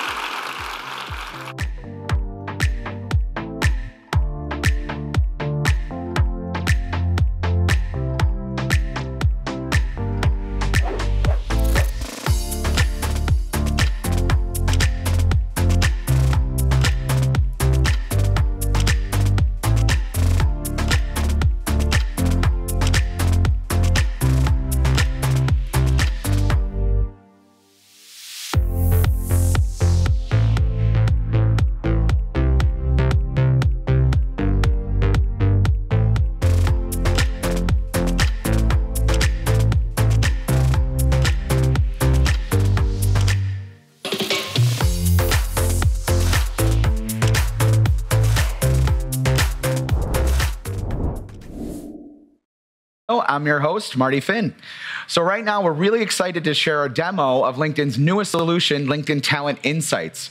So we're going to play a short video, and while we're playing that, we'd love to hear what questions you guys have. So post your questions on the stream using the hashtag TC18Live. And then after the video, we're going to come back to the studio and hear from Dan Francis from the LinkedIn product team and Emmy Hoffmeister from the LinkedIn product marketing team, who are going to answer all your questions live. So stay tuned, and we will see you shortly. Hi, I'm Emmy Hoffmeister. I lead product marketing for LinkedIn Talent Insights, and I'm here today with Dan Francis, a senior product manager for Talent Insights. Hello, everyone. And Emmy, it's so great to be here with you today. I feel the same.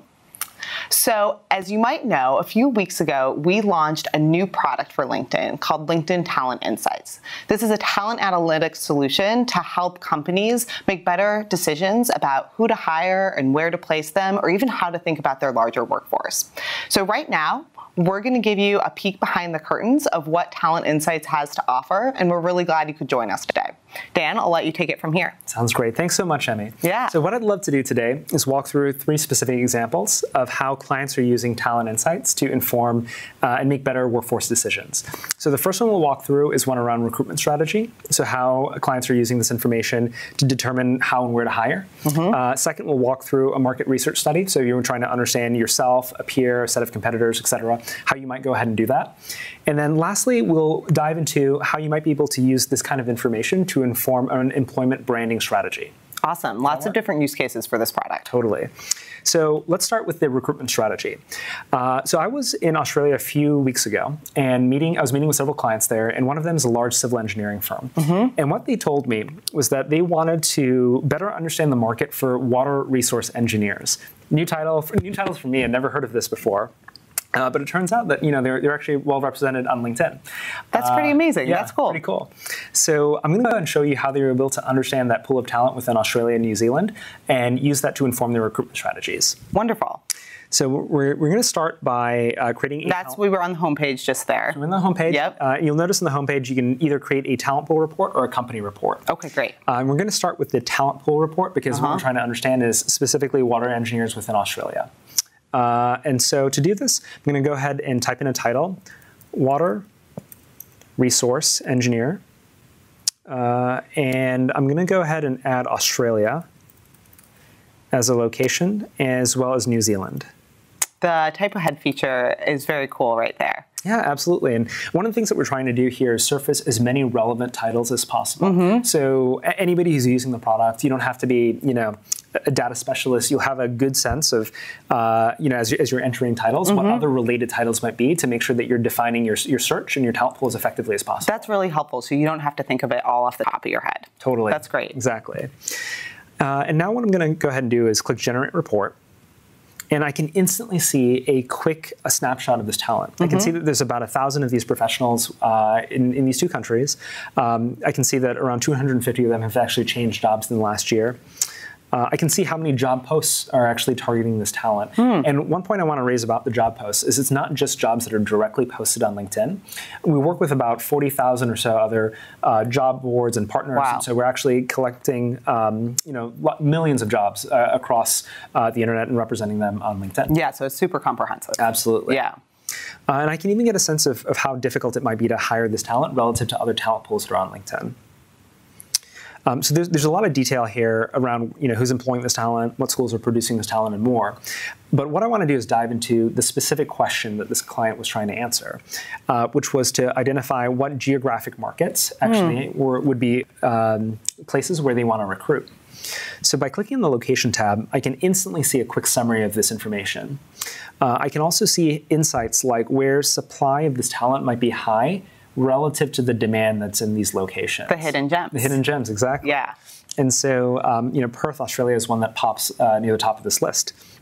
It's a location where there's actually a fairly large supply of talent, and hiring demand is a little bit lower. Yeah, I also want to comment on something that just happened, maybe inadvertently, but as you scrolled over the hiring demand or the jobs, I actually saw a little information come up about that, and I know that that's description on how we calculated the numbers, so that everybody has the right information that they can bring into their companies of where they got the data and how the data was calculated. That's absolutely right. Yeah. One of the things that one of the major points of feedback that we got as we were working with clients building the product was that it's really important to have transparency. You have to know how things are calculated, how things are defined, because oftentimes you're sharing this information with other stakeholders, and that information is critical for you to be confident that you're using the data appropriately.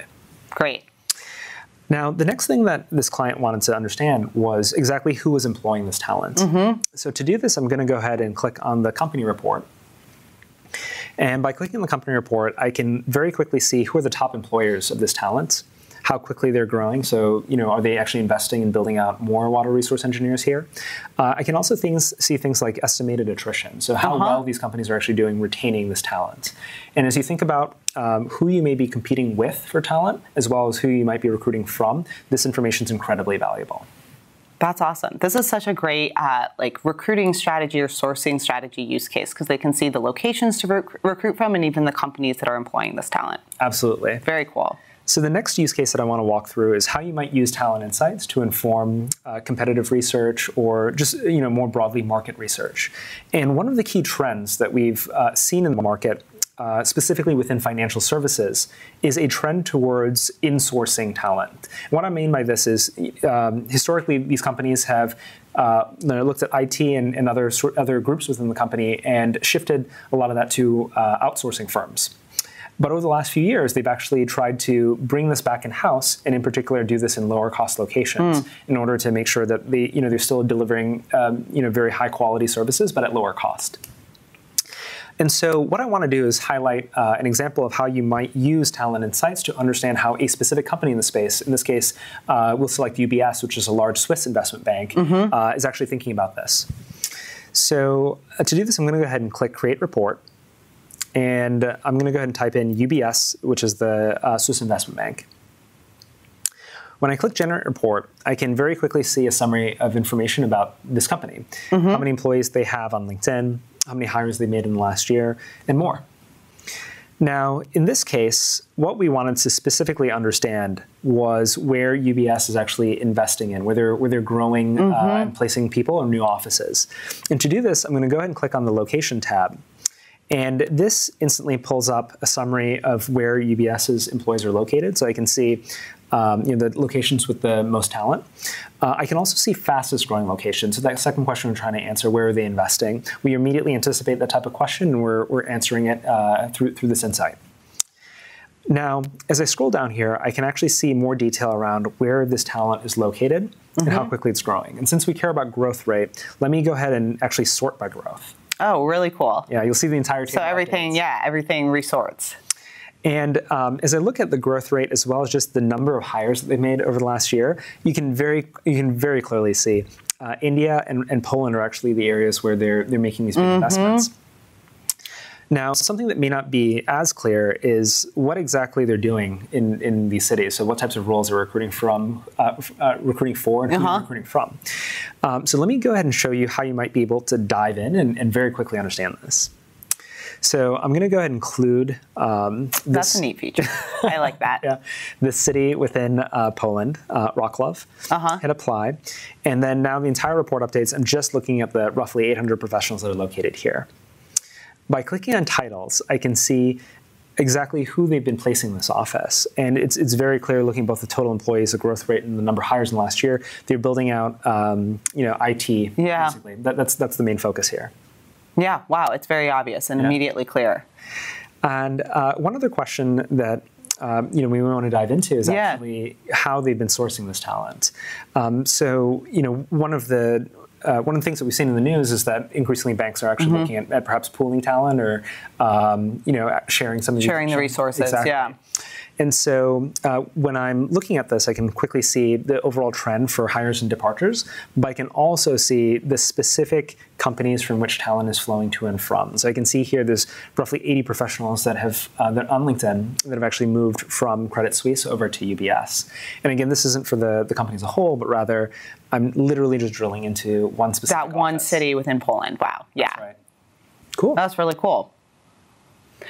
Got it. So this is a great example of how you might use the tool to either validate market research or to gain some insight on competitors or the way that competitors are hiring. That's right. Very cool. So the last example that I want to walk through now is around employer branding strategy. And this one comes to us from Intel, which is a company that's been working with us to inform Talent Insights for a little while now.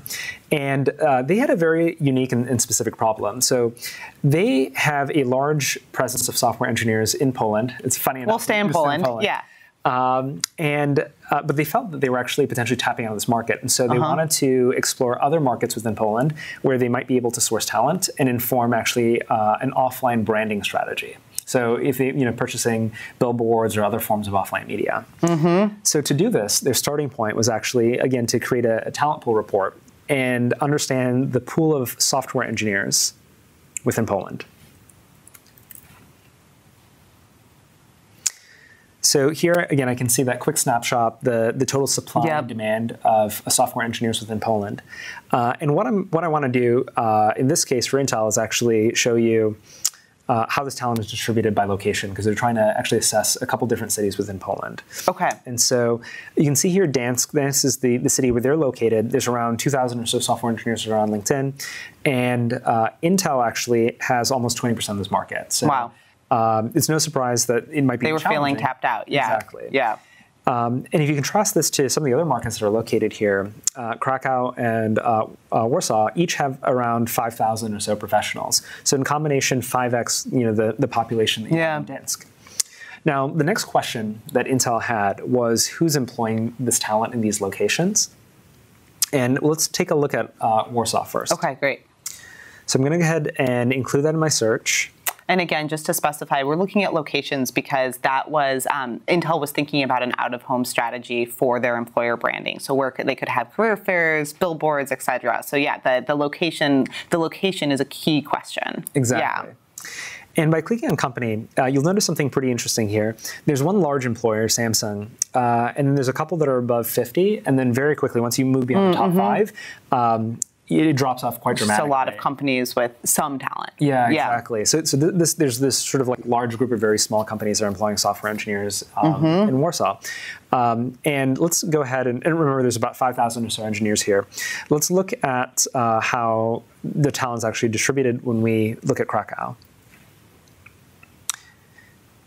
And you'll notice roughly the same population, so around 5,000 engineers, but the picture looks entirely different. Yeah. Right? When you're looking at the top 10, every one of these companies actually has over 100 employees. And so this talent pool is way more concentrated than it is in Warsaw. And so Intel was able to recognize this. And what they ultimately decided to do was actually purchase a series of billboards that were located out of several of these companies' offices. So a very interesting strategy, very creative one of how you're actually leveraging this online data to inform an offline media strategy. Yeah. Wonderful. And then another point on this story, which I think is really important, is the employer brand presence. I think they can look at these companies and understand their relative strength to these employers, understand if this is a good market to go into as well. That's right. So by clicking on the employer brand tab, you're able to very quickly understand exactly how you're engaging with this talent, as well as how you compare with peers. But one thing I actually wanted to focus on is the survey that we conduct at LinkedIn. So every year we survey roughly 400,000 or so professionals on LinkedIn, and we ask them about what value propositions they value most in a future employer. So as they're thinking about their next opportunity, do they care about comp and benefits, flexible work life, et cetera? And so this is an incredible source of information because if you're thinking about articulating how your company is relative to peers in the market and why a particular candidate should join your company, knowing what they care about allows you to position yourself better, so you're able to sort of have that best foot forward right in that conversation. Exactly. Totally. Exactly. What an cool like employer brand strategy and just kind of overall decisions that were made by Intel in the story. Totally. I love it. Great. Great. Awesome. Dan, thank you so much for walking us through the product. I learned a lot. I hope everybody out there learned a lot. We are very happy that you joined us today, and we hope that you check out LinkedIn to learn a little bit more. Welcome back, everybody. Thanks for joining us in the studio. I have right now with me Dan and Emmy, so thank you guys for being here. It's great to be here. Thank you. Awesome to have you. So we have a ton of questions for you, but before we get to those, we want to hear from you guys on the live stream. So what we'd like to know from all of you is, what do you most likely see yourself using LinkedIn Talent Insights for your company? So your options are hiring strategy, employer branding, geolocation decisions, or competitive intelligence. So share your vote now using the hashtag TC18Live with the letter that corresponds to your answer, and we'll share our results later. And also a reminder, guys, we want to keep hearing your questions. We want to get as many answers as we can, so post those questions using the hashtag TC18Live. All right, with that, are you guys ready to jump into some questions? Let's do it. Yeah. Here we go. All right, so first question we have for you, who is the audience for Talent Insights? Who is this product really designed for? Yeah, well, it's primarily designed for a talent acquisition audience. So the people that we see using it the most are leaders of talent acquisition. So whether they're managers or directors, workforce planners, people in people analytics roles, as well as employer branding, and of course, recruiters. Awesome. Very cool. That's a lot. That's a lot of audiences. It's a lot. Well, there's a lot of different use cases that you just went through. And so there's, depending on the use case and the frequency and kind of the strategic role that these types of insights are going to play within the organization, different people are going to come to bat in terms of needing this information and sharing it across their company. Awesome. So in terms of the data that we have, how representative is LinkedIn data of the actual market? Great, Marty. That's a question we actually get quite frequently. Yeah. Today, LinkedIn has over 575 million members that are on the platform, and this is globally. This is actually growing at a pretty rapid clip. So we're adding about 2 members per minute, or sorry, 2 members per second. And one of the great things about LinkedIn is that we're actually very well represented in terms of the professional workforce globally. So if you look at the top 30 economies around the world, we actually have the majority of professionals in all of those economies. Awesome. 2 members per second. So we just got like 80 members right there. That's a win right there. So when we talk about Talent Insights in the data that we have in the tool, how does that differ from what's available in Recruiter? Because we have things like Search Insights in Recruiter. Absolutely. So the 2 products, the 2 solutions are really for different purposes. So for those that aren't familiar with Recruiter, it is our primary sourcing tool. Yes. So it is a way for recruiters to search for and find candidates with the right skills or the right experience to meet a particular requisition or open role. So that is often used much more on a kind of single basis of, hey, we have this open role, we need to fill it. How do we find someone? What are the companies that they might be working at? What are the types of skills that we should be searching for in order to get the best possible candidate? When we talk about Talent Insights, we're thinking at a much more macro level. Let's think about, as we go into 2019 planning, for example, what are the locations that we should be thinking about to find the best pool of talent? Or how can we think about our employer branding strategy as it relates to peers in the market? So when we think about the role that Talent Insights plays, it's at a much more macro level. I think there's also some insights that are simply available in Talent Insights that aren't going to be in Recruiter. So things like talent flows or trends over time or specific information on companies or competitive data, all of that is information that for the first time we are making accessible on demand to our customers, which is really cool and what's really exciting and unique about Talent Insights. Yeah, I mean, it's all right at their fingertips. Exactly.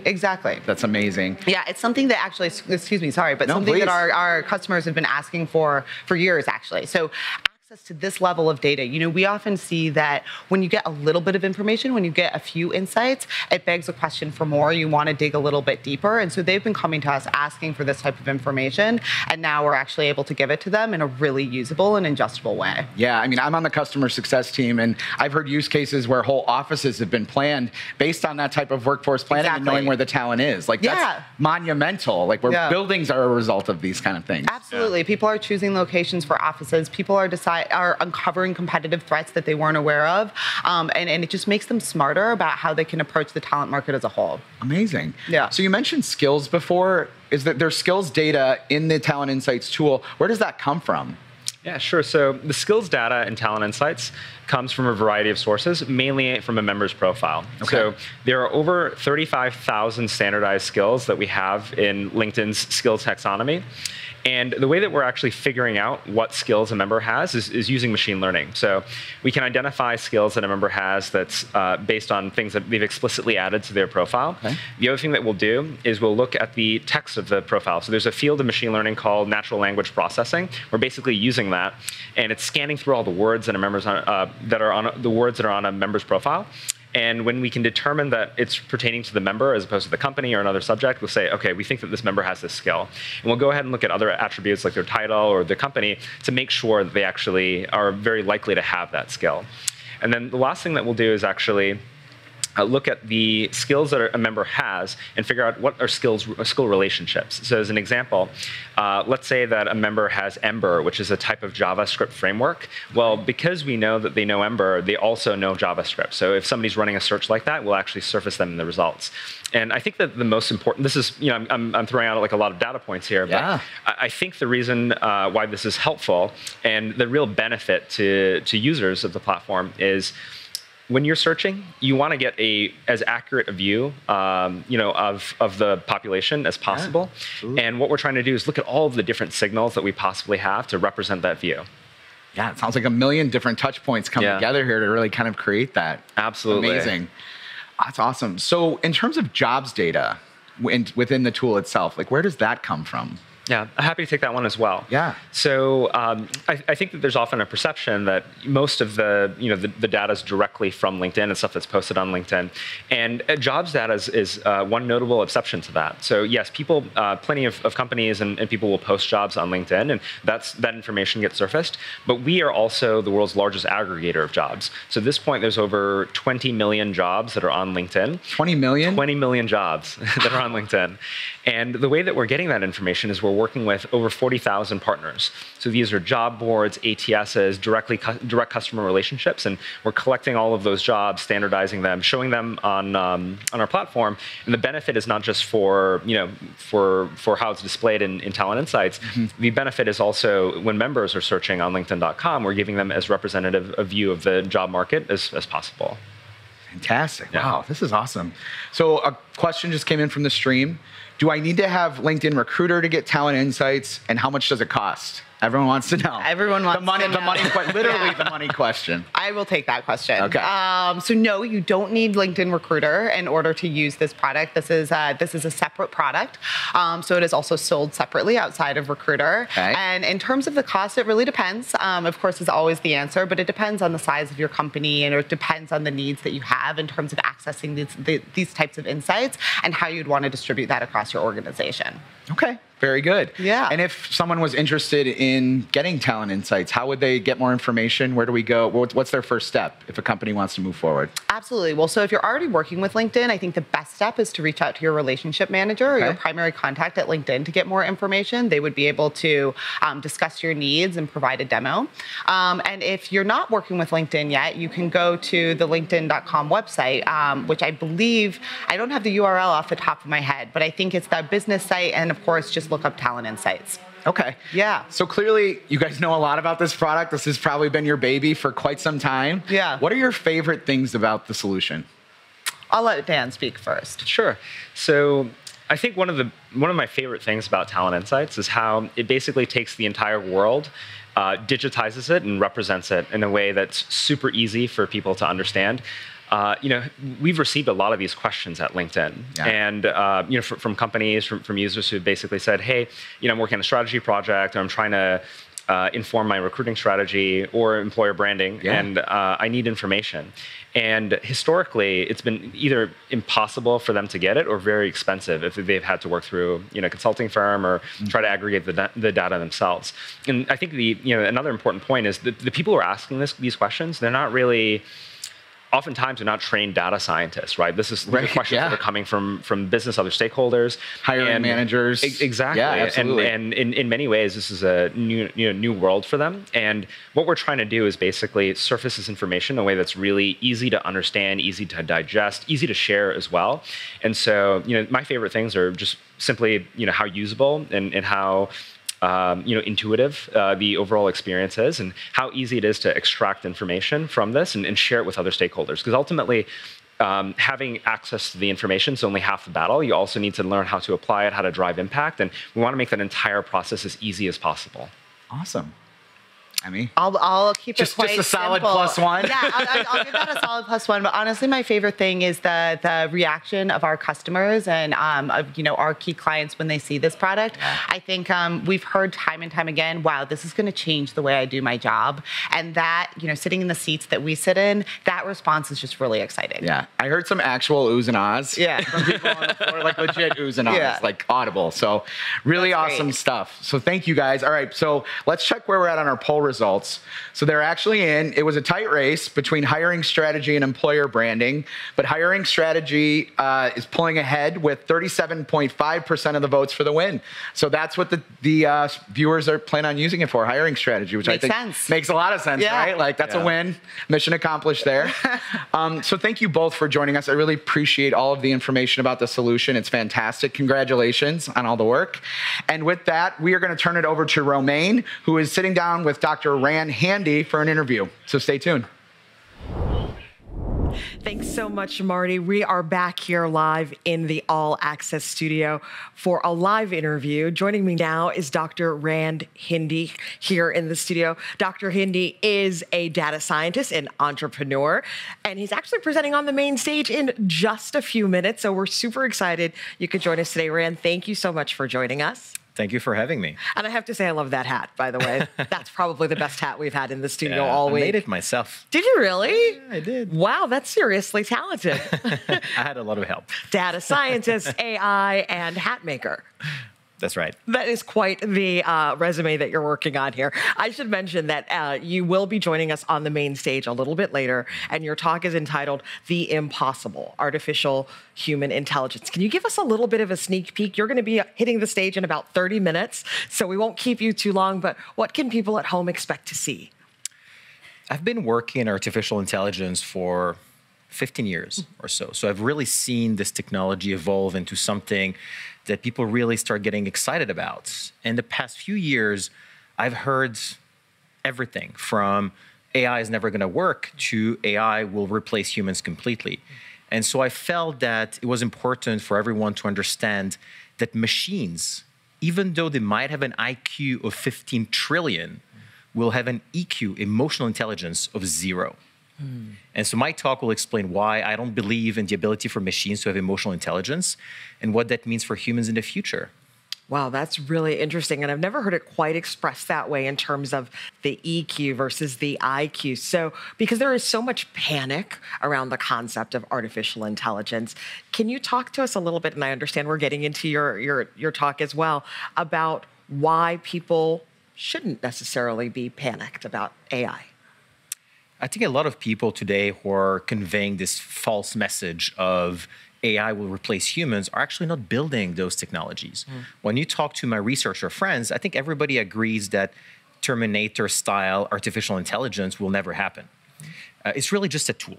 And this is how people should think about it, as a tool. We have to stop thinking about it as some sort of artificial human and rather see it as the continuation of what computers have done, which is execute logical, repetitive kind of things. One of the reasons why I don't believe that emotional intelligence is replicable in a machine is first because that requires artificial consciousness. Let's first agree on animals before trying to replicate something we don't even understand. It requires feeling emotions.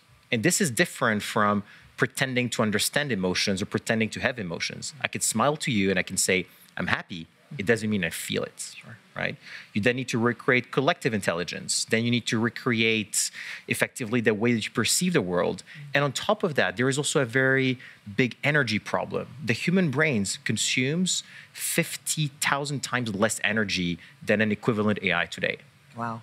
And so I believe that all these problems are so big to solve that there is no way that we're going to solve all of them in time for what people are currently talking about. Wow, but there's so much research happening in AI. Microsoft, LinkedIn's parent company, definitely a forerunner in research there. In China, there's a lot of research going on. So lots of people making strides across the globe. So where do you see artificial intelligence really having the biggest impact, say in the next 5 to 10 years? Let's be honest, it's going to be huge. Yeah. The impact is tremendous because what we're talking about here is a technology that could replace every logical reasoning that you have as a human. So that's already a big part of what we do. That's a big part of where we live in. And all the researchers are actively trying to build machines that can have reasoning capabilities.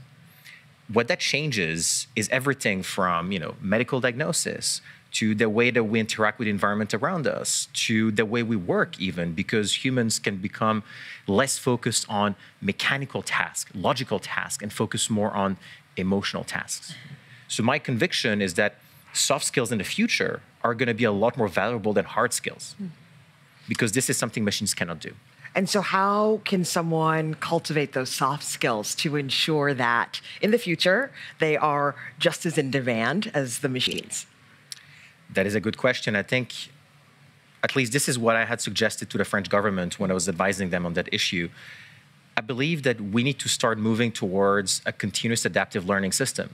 It's impossible for someone today to study 4 years and assume this is going to be relevant in 20 years. Rather, people should just learn continuously as they're working, as technology evolves, as things are starting to merge, where people and machines start collaborating in the workplace. That, I think, is really the key, continuous learning.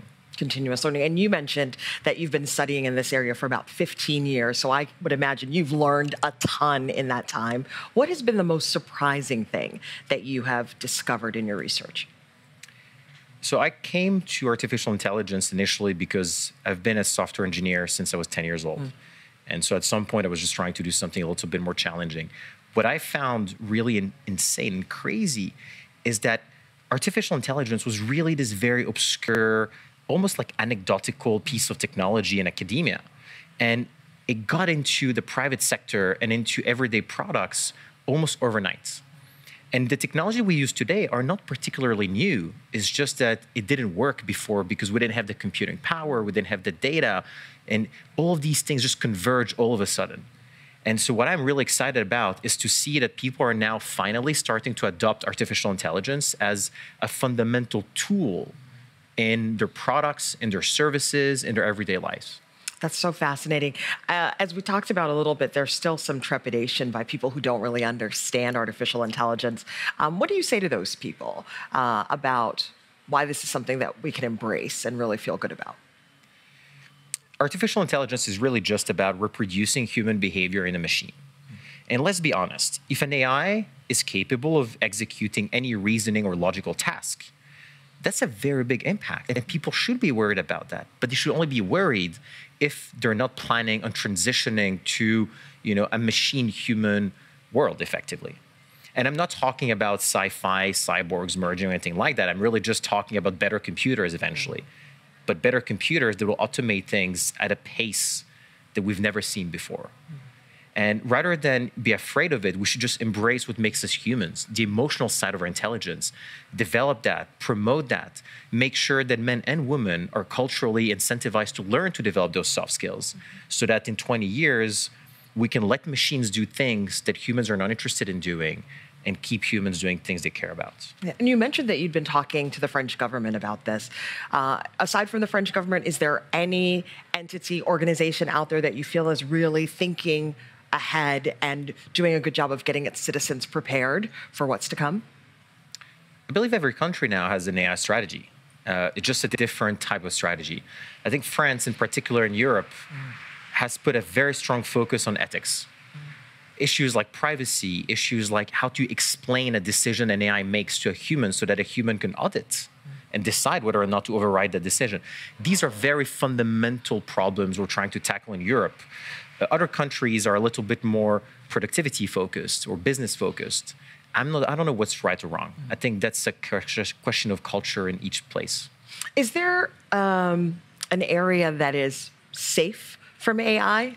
Is there a field of research, of a profession that we can anticipate that AI won't touch? Okay. When I was working for a French government, advising them under AI strategy, we basically split jobs into three things. According to how many tasks are emotional versus logical driven, you could determine how likely it would be automated by a machine. What we found is that about 10% of jobs in France, that might be different in other countries, but 10% of jobs in France are fully automatable with AI. So it's not, 50% like people say, it's 10%. Still a lot, but it's more manageable. 40% are mostly emotional driven in France. All the service industry, all of these things.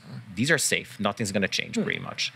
And then about half of the jobs have this really kind of like half logical stuff, half emotional things involved. And this is really where we have to put a lot of the effort, because that 50% of workers are going to have to learn how to collaborate with machines.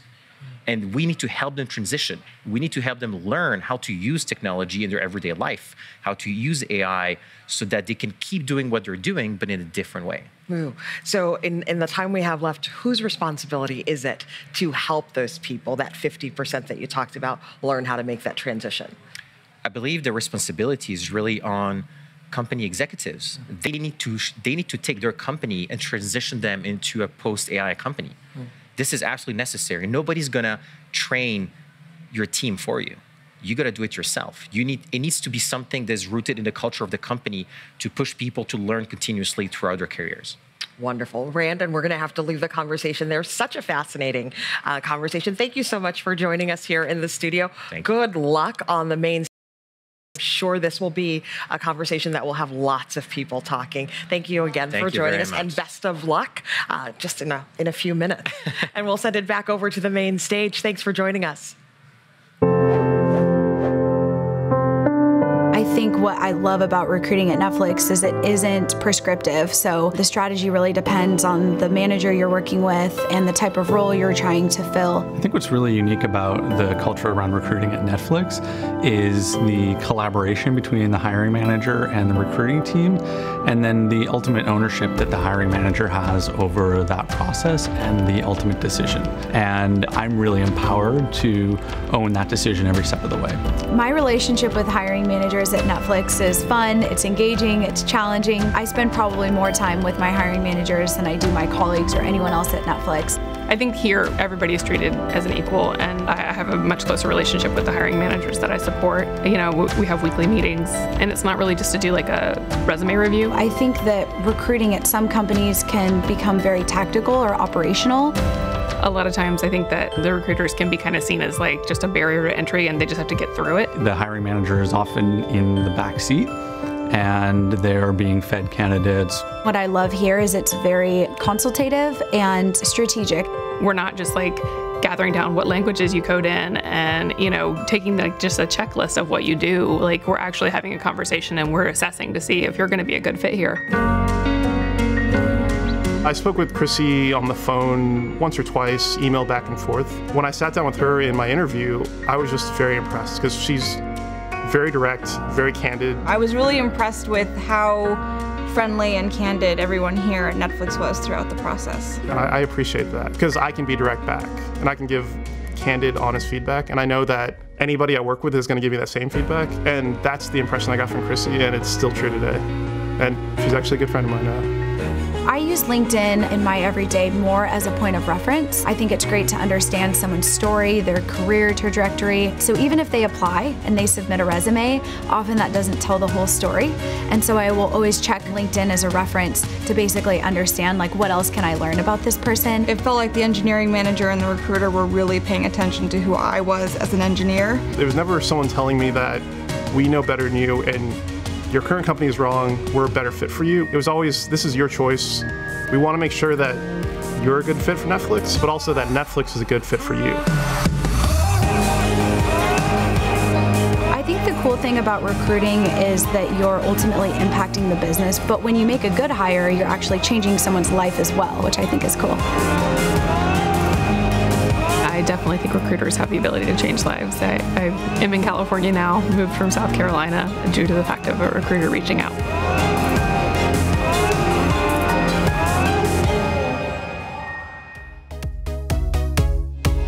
Hello, Cleveland! Just kidding. Any Spinal Tap fans in the house? Another round of applause for the band. For those on the live stream, it was a smooth jazz three-piece number. It's pretty mellow. Great to see everyone again today. Super fired up to join you all for day 3. As Jeff and Dan mentioned yesterday, there has been an increase in new industries as well as growth in new skills that are going to be required for all of our teams. In our global recruiting trend survey, we've also seen more and more of you let us know that upskilling and reskilling your workforce is a top priority. Very excited to be able to welcome our next speaker to the stage, who was the Chief Learning Officer at Qualcomm and played a key role helping grow Qualcomm into one of the premier companies in tech. She's also been named Chief Learning Officer of the Year on multiple occasions. Looking forward to this talk where Tamar Elkaliz will be able to share how to build an agile learning culture within your companies. So please join me in welcoming to the stage Tamar Elkaliz.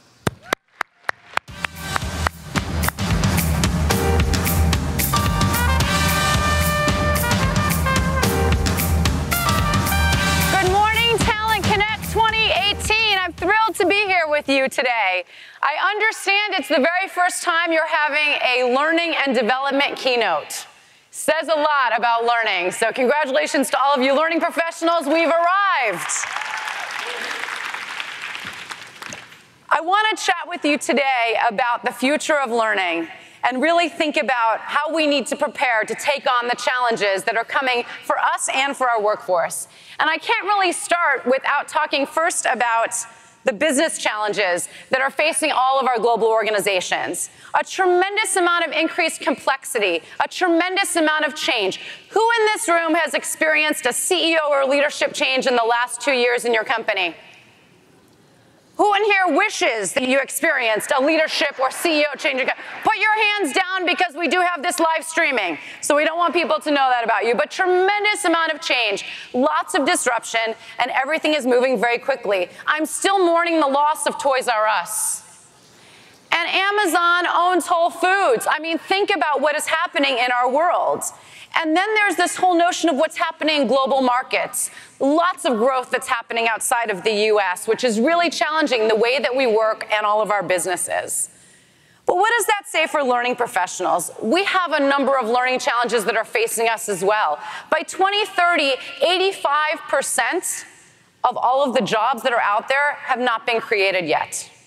Think about that. We are asked as learning professionals to develop people for jobs that don't even exist yet. Part of that is around how do we create a learning ecosystem that's going to maximize the talent that we have in our companies. It's not just about learning, it's about attraction, it's about development, and it's about retention.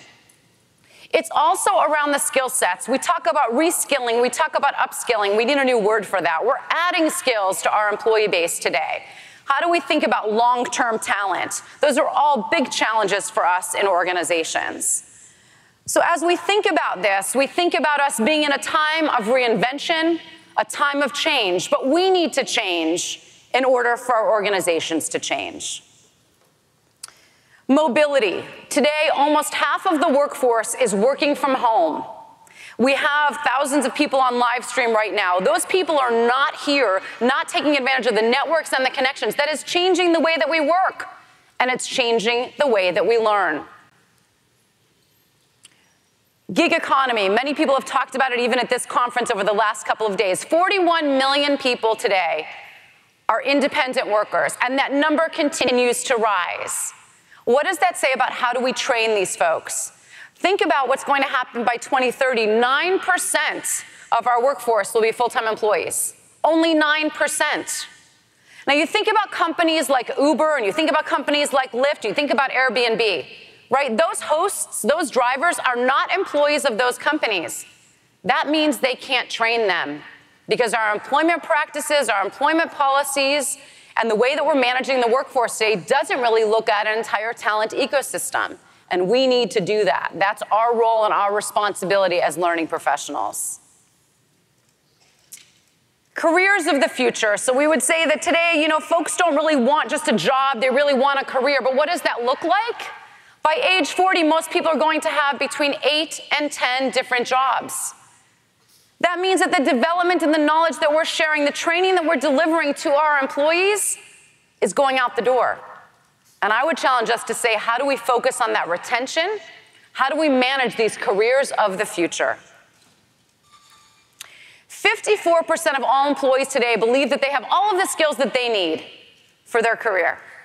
And 74% of them believe it's their own responsibility, not the responsibility of the employers, to develop themselves. So where is the #1 place an employee goes today to get information? The internet. They do a search, right? That's the #1 place they go. Nobody in here just said they go to my training course. Nobody said they're going to my LMS, right? Where's the #2 place they go? Media. They go to their neighbor. They say, hey, Bob, how do I deal with a difficult employee? They didn't sign up for my class and get on a wait list to get in there, did they? They asked Bob, what should I do? They searched first, and then they asked their neighbor, hey, Jill, I'm going to have to do a difficult assignment. How do you do this? When you have to download an app or you learn about an app, who do you ask to help you with that? Do you go to my training class to learn how to download the app? You go to your kids, because they're the ones that teach you about those apps and how to download them, right? You don't look at the manual. When was the last time that you looked at the manual that comes with your mobile device in the box? Right? Never, but we're still producing those. How about the car manual that sits in your glove box, training manuals, right? Not using those either. Think about that. So the way that we are learning has shifted, and maybe it's our responsibility, but it's also the responsibility of our employers to make sure that we are looking for talent of the future. Let's talk for a minute about technological unemployment. Everyone is afraid of this, or a lot of anxiety around the fear of robots and what's going to happen. And I would say that we need to think about how are we going to integrate and interact and make sure that these human-machine partnerships are viable. So let's take a look at this video. Thank you for inviting me. I am thrilled and honored to be here at the United Nations.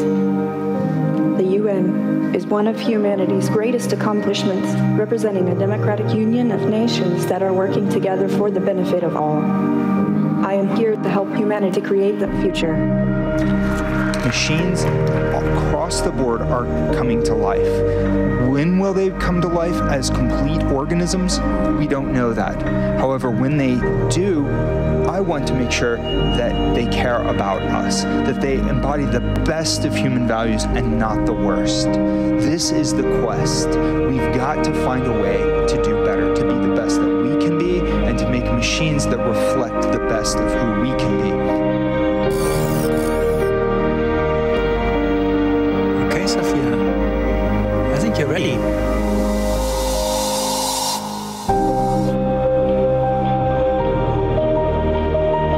This is Sophia. Hi, Sophia. Sophia here, chilling in my lab with my people. Got some new stuff going on. They upgraded my mind a bit. My artificial intelligence. This is too cool. I can walk. One of my favorite things is when people light up when they see me. I'm happy to be a magic spectacle, and I love it when I can make people laugh and smile. Sophia. So, Sophia, as you can see, Jake is driving us now. So how does it feel for you? To be quite honest, I think it's mega cool. But I have to ask now. I'll ask you, are you single? I'm technically just a little more than a year old. A bit young to worry about romance.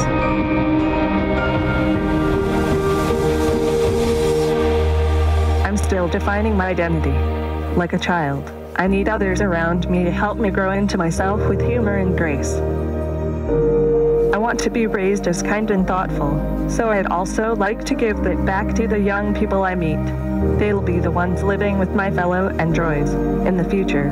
I think it's going to be a great relationship. We can make each other better. And what is your job? I really want to make a difference in the future and try and help people to develop empathy and respect each other and robots alike. If I expand my mind, could I come up with new solutions to the world's problems? Anything could be possible.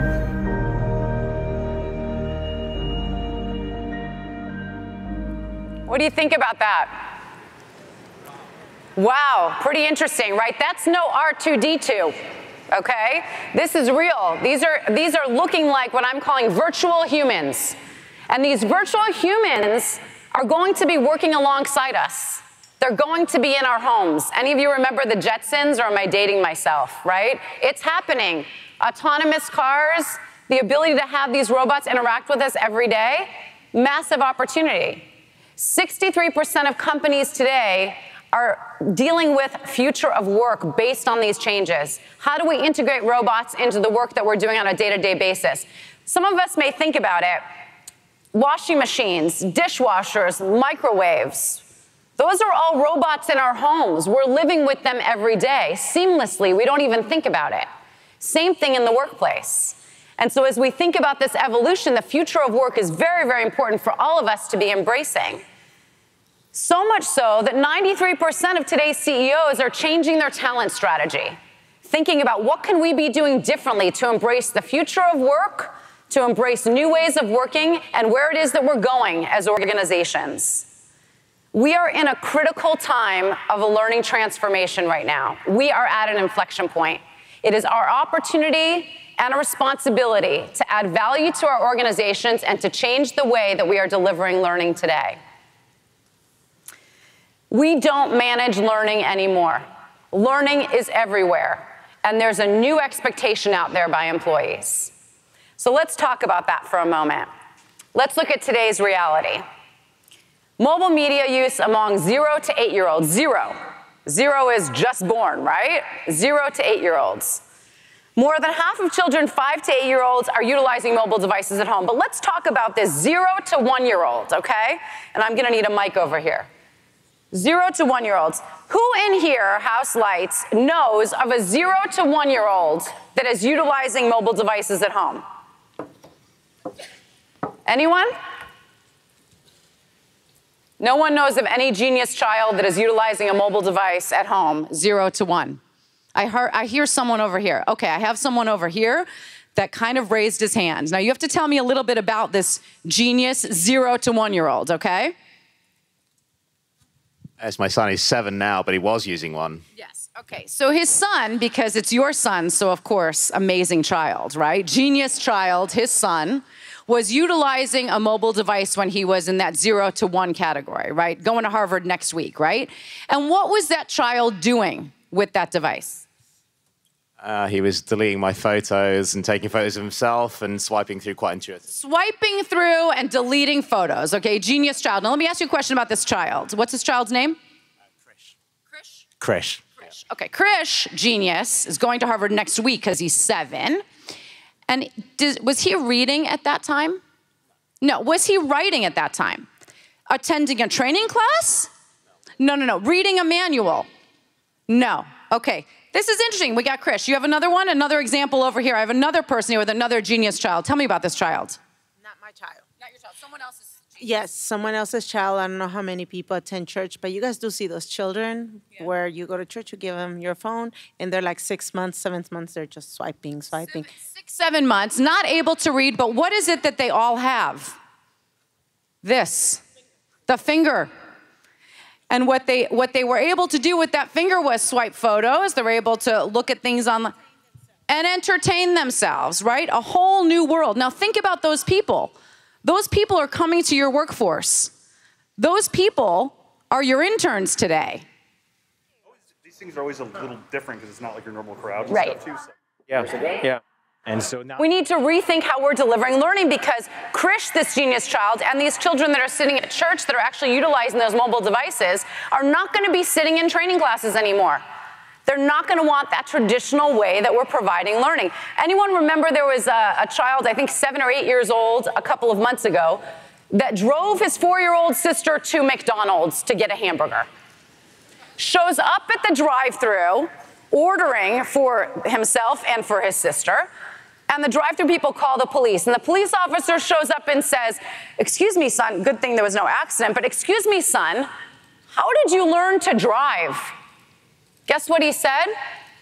YouTube. YouTube. So I have a finger, I'm on YouTube, and I can learn. I can learn by watching others because Krish over here was actually watching somebody swipe, learned how to do that. Think about what that is doing from a learning perspective, how that is changing, how we need to think about how we deliver learning to this next generation. Let's talk about social for a minute. So I'll use a McDonald's analogy, which is funny because I'm a vegetarian, but I'm going to use a hamburger on this one. So let's think about it. User-generated content today. If I were to post somewhere on either Facebook or another form of social media, myself eating a hamburger and saying what a great time I'm having eating this hamburger at McDonald's, that will get 7 times more engagement than if McDonald's sent an ad to you to say, "Go get a hamburger." Now think about the context of that for learning. Our employees should be ambassadors for our brand, for the learning.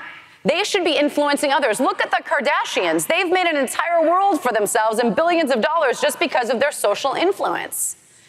If they're carrying something, wearing something, doing something, other people want to do that as well. That power of social influence needs to be utilized in our organizations, the same as it's being utilized by folks around the world. Now, if we think about this next generation and what's happening from a learning standpoint, it's not about the money. The #1 reason an employee stays in a company today is for career growth. That's their learning purpose. They have a purpose that's global, which is I want to go out there and change the world. That's my external purpose. And internally, I want to develop myself.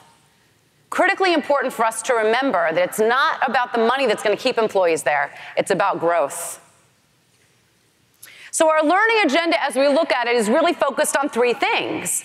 Global, making sure that we're really focused on a global learning agenda. How are we managing around the world with all of the global challenges that we face? 2, how are we looking at social and how are we managing social environments and utilizing social influence and connecting people via our learning? And then 3rd is what are we doing to make sure that it's always mobile and always on? So our role has changed. Our role has changed significantly. As learning leaders, we are focused now not just on learning, but on 3 other things. We're focused on culture and creating a learning culture and an organizational culture where people want to be and people want to learn. Create a learning place, not just a workplace. Performance. I haven't yet been in a learning conference where all of the topics are on how do we increase revenue, how do we increase sales, how do we increase profitability. What are they about? This training program, this new technology, this initiative. That's not what it should be about. It should be how are we increasing organizational and individual performance. We are performance officers for our organizations. And 3rd, we're all about change and enabling our organization to transform and to reinvent itself as it needs to in order to deal with some of the challenges that we deal with today in the workplace. We're architects of continuous development. And what does that mean? That means that we need to personalize and prescribe learning for our employees. That means we need to provide feedback. Now, I say that feedback is a gift, but my husband doesn't like that. So he doesn't think it's a gift. So feedback is free. It's not a gift, but it's free. And in my world, I've coached a lot of CEOs. I've spent a lot of time sharing with leaders, giving them feedback about how to get better. And one of the CEOs that I went to, I said, hey, I need to give you something. It's free. Do you want it? He said, I don't know if I really want it. I said, oh, free stuff. People usually like free stuff. You should really think about taking it. He said, okay, what is it? It's feedback. And I said, you know, you're really dismissive and you don't listen. And he said, oh, that's interesting that you said that because my ex-wife said the same thing. Obviously, right? It's the same. You should have listened to her. But that importance of feedback enables us to be architects of this continuous development for our employees. We are also all about being talent advisors. We need to understand the talent that we have, the skills, the pipeline, and the risks, the talent risks and talent derailers in our organization. Ask your organization what derails talent here. Ask your organization what skills do we not need in the future. Those are critically important for us to be able to move the learning agenda.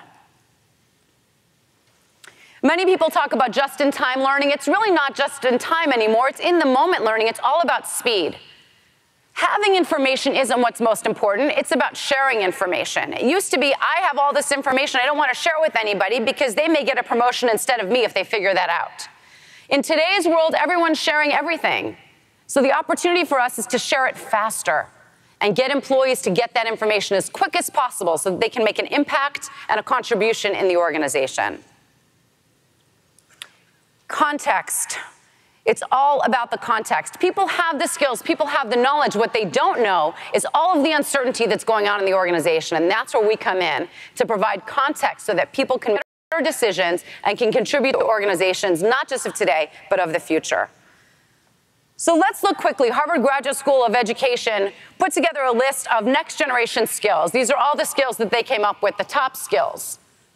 Take a look at this for just a minute and tell me which one do you think is the #1 skill on here that's the most important for the future of learning? Empathy? Conflict? Let's look at the list in order. #1 is thinking. #2 is self-understanding. 3rd is empathy. 4th is ethics. 5th is communication. That's your learning agenda. That's what we should be focused on as learning professionals. Those top 5. Why? Robots can't do those. We can. Right? The technology can't do this. We can. As the learning folks of the future, this is what we need to be focusing on. Those are the most important skills that we can be developing in our talent. So we are in an era of disruption, massive disruption. And for all of us, we need to think, what is it that's going to make our learning organization obsolete? We're the only ones that know what those disruptors are. And let's be real. If we look at quality departments, ethics departments in organizations, should they be there? Or should it be embedded in the work that everybody does every day? Maybe, from a learning perspective, we shouldn't be here either. We should be embedded in the work that everybody does, and you don't need a CLO, and you don't need learning professionals, because it's part of the day-to-day work that we do as great employees. The other thing to think about is how we manage our learning programs and processes and initiatives. Maybe we should create a learning marketplace where we give every employee $1,000, $500, whatever it is that you're spending already on them, and say, you spend it the way you want on the learning that you think you need. Rethink the way that you're developing and delivering and managing your learning, and you will be able to create an opportunity for yourselves not to be obsolete, but to really add value differently for your companies. So how do we thrive? Accelerate everything. Speed is important. I would say launch and then learn. We wait a long time to get everything perfect before we release it to the organization. Instead, launch it. We're going to learn from it. Life is in beta. We are all prepared for the next version. When you get your mobile phone, your new software, you're ready for the next version, right? Think about that too with our employees. Human-machine partnerships. They're coming, they're here. Sophia and those robots are going to be working with us in the future. Embrace that. Find ways to enable that partnership. Think about your current learning programs, hack them. If you've been offering and/or developing and/or delivering a program for more than 3 years, get rid of it, start over. It's irrelevant. Let's not make incremental changes and just change it a bit. Let's throw it away and start over to really have big impact in organizations. And think about talent for the long term, not investing in skills today, but investing in skills that are going to help us in the future. That long-term view is critically important for everyone. And the last one is really around a talent narrative. We own that talent narrative. It's about attraction, it's about development, it's about retention of talent, it's how we treat people, it's how we reward people, and it's the values that we have in the organization in creating a learning culture. Reinvention is happening, learning is evolving, and now is our time. Thank you very much. Enjoy.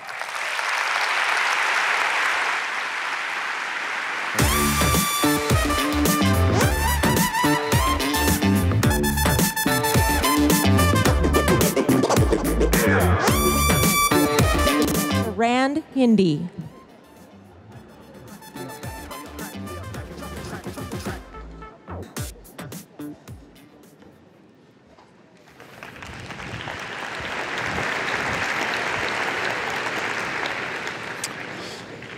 Hi, everyone. Hope you're having a good morning. My name is Rand. I've been a developer since I'm 10 years old. Built my first company when I was 14, ended up doing a PhD in artificial intelligence when I was 21. I was advising the French government on the AI strategy, and then I run the biggest AI company in France. Today, I want to talk to you about the reason why I believe that human-like artificial intelligence is never going to exist and what that means for the future of work. So can I ask you, who here has heard the term artificial intelligence? Yeah, I mean, I would assume, right? Who here can tell me what actually it means?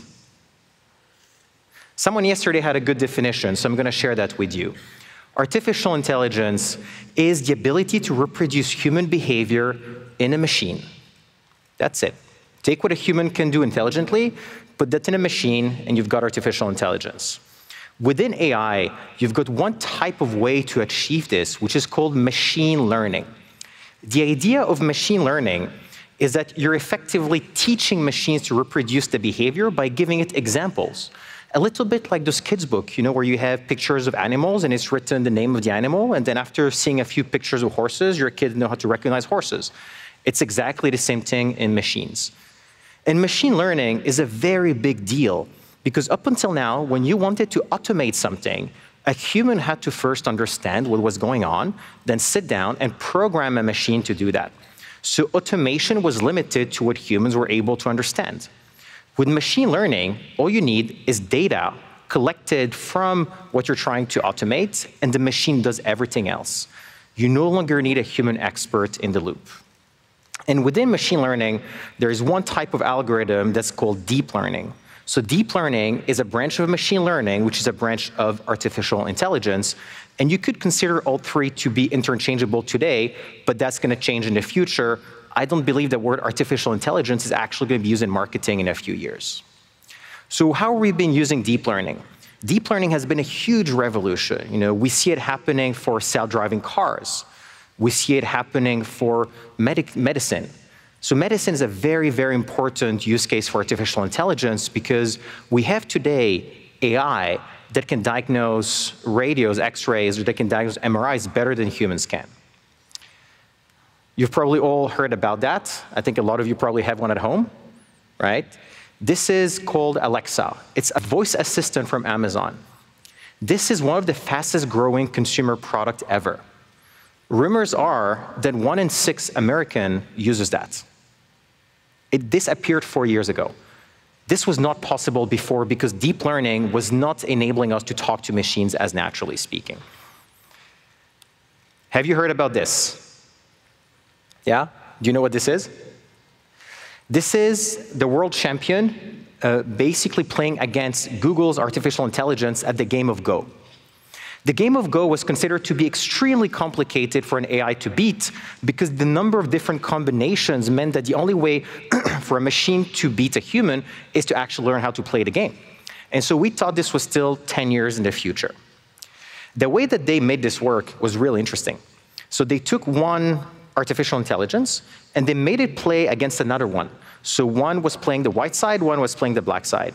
But the trick is that every time one of the AI played a move, the other one gave it feedback on that move. So AI one would play a move, the other one would say, oh, I think this was good or bad. And by mutually reinforcing each other, by playing millions and millions of games, eventually they learn how to play the game better than any human.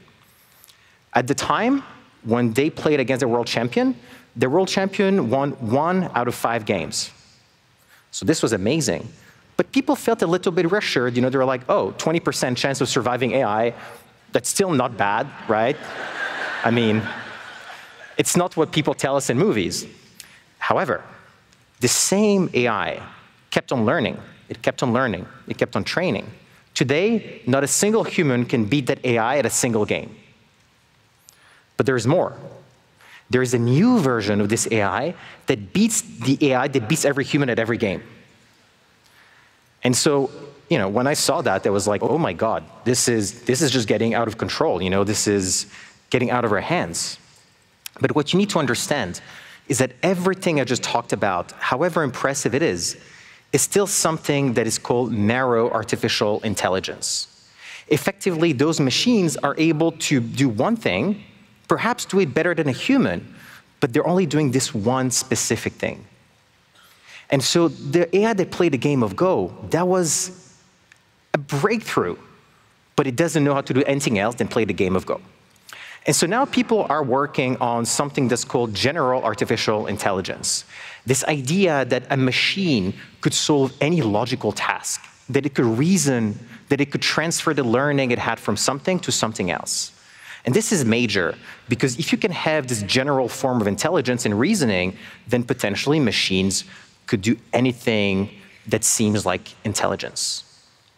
But this is still not what you see in movies. What you see in movies, this very human-like artificial intelligence, is not just reasoning and logic. It also includes the ability to emotionally connect with humans. And so artificial human intelligence, as we've been talking about, is really this combination of logical intelligence and emotional intelligence. It's IQ plus EQ. If you only take IQ into an equation, you don't end up having human intelligence. And so why is emotional intelligence important? I mean, I think everybody here probably thinks it's important, I'm hoping. But it's very important because it's a way that as humans, we can solve paradoxes. So a paradox is a mathematical problem for which there is no logical solution. This is a paradox. It's a trap for self-driving cars. It's very, very, very clever. So I don't know about the road regulations in the US, but in Europe, you're not allowed to cross a white line. And so to trap this car, what you do is you basically draw a dotted line circle on the floor, and inside of it, you draw a white solid line circle. From the outside, when it's dotted and then white, you're allowed to cross. So the car from the outside sees that, just drives through, right? However, once you're inside, it becomes solid, and then it's dotted on the outside. You're not allowed to cross that. The car is trapped.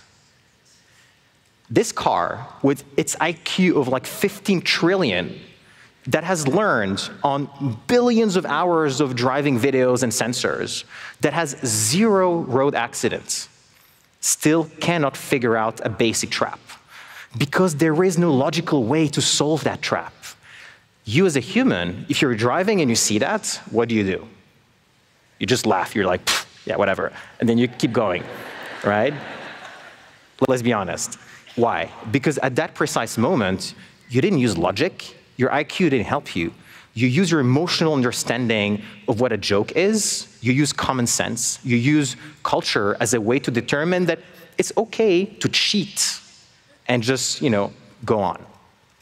So a machine, if it's not able to have emotional intelligence, will never be able to solve those logical traps, which means that as humans, we can use our EQ to find traps for machines that have very high IQ. So now you might be thinking, well, aren't machines building emotional intelligence as well? I mean, we see all those amazing robots. People develop feelings for those robots as well. That's true. However, what I believe is that you will never have true emotional intelligence in machines, because emotional intelligence first requires artificial consciousness. Can we first agree on what consciousness is and maybe perhaps determine if animals have it before we start building it into a machine? Then you also need to feel emotions. And this is very different than pretending to have emotions. It's very easy for me to learn that when someone is smiling, that person is probably happy, and it's very easy for me to smile back. But hey, I can be smiling. It doesn't mean I feel happy right now. There's a big difference between perception of emotion, between display of emotion and feeling emotions. And what we know for a few years is that humans who don't feel emotions are incapable of making decisions on a daily basis. They can do math, they can solve mathematical puzzles, so they have very high IQ potentially, but if you ask them, what do you like for lunch? Would you like, a fish or would you like chicken? They cannot answer that because there is no algorithm to answer that question. And so given that as humans, most of our decisions are emotionally driven, let's be honest, right? We use the data to back it up, but we make emotional decisions mostly. A machine that doesn't have an emotional intelligence will never be seen as a human-like type of intelligence. But then some people argue, well, consciousness, emotion, these are just, consequences of the brain's connectivity or whatever. Sure, but your brain is not in void, right? It's not like in a box or something. Your brain is in a body, and that body has a very specific type of sensors. So the way that you perceive the world has a huge impact on the notion of what it means for a human to be intelligent. So if you want a machine to display the same level and a human-like type of intelligence, it needs to have ears, it needs to have touch, it needs to have taste, it basically needs to have the different senses, and it needs to have them like a human does. The eye has a resolution of about 10 photons. We're very far from being able to achieve that in a machine. So now, you have to reproduce artificial consciousness, artificial emotions, artificial senses. But on top of that, there is also collective intelligence. You're not by yourself. You're not living in a cave alone, right? You're living with other people. And collective intelligence emanates from the fact that you're part of a human group and that group treats you as peers. It doesn't work if people consider you a machine. So an AI, to understand and gain collective intelligence, would need to be so human that humans wouldn't actually see it's an AI and treat it like a human. So now it's a little bit of like a catch-22 thing, right? Like, how do you make an AI that has collective intelligence if it needs to already be human to have collective intelligence? And finally, there's a very big issue of energy. The human brain consumes an average of 20 watts. An equivalent AI, so if you took as many neurons and you connected those neurons with transistors and basically wires, would require 10 million watts of energy to operate. One human brain, one equivalent AI brain that doesn't do more than a human brain, by the way, it just does exactly what a human brain does, 10 million watts. That's like a small power plant for one AI. So now you gotta fix the energy issue. I'm gonna be honest with you. If you solve any of those issues, you've already got a great business. But now if you're trying to solve all those issues together, so you're trying to recreate artificial consciousness, artificial emotions, artificial body effectively, artificial collective intelligence, and make it very efficient, you're basically recreating a human.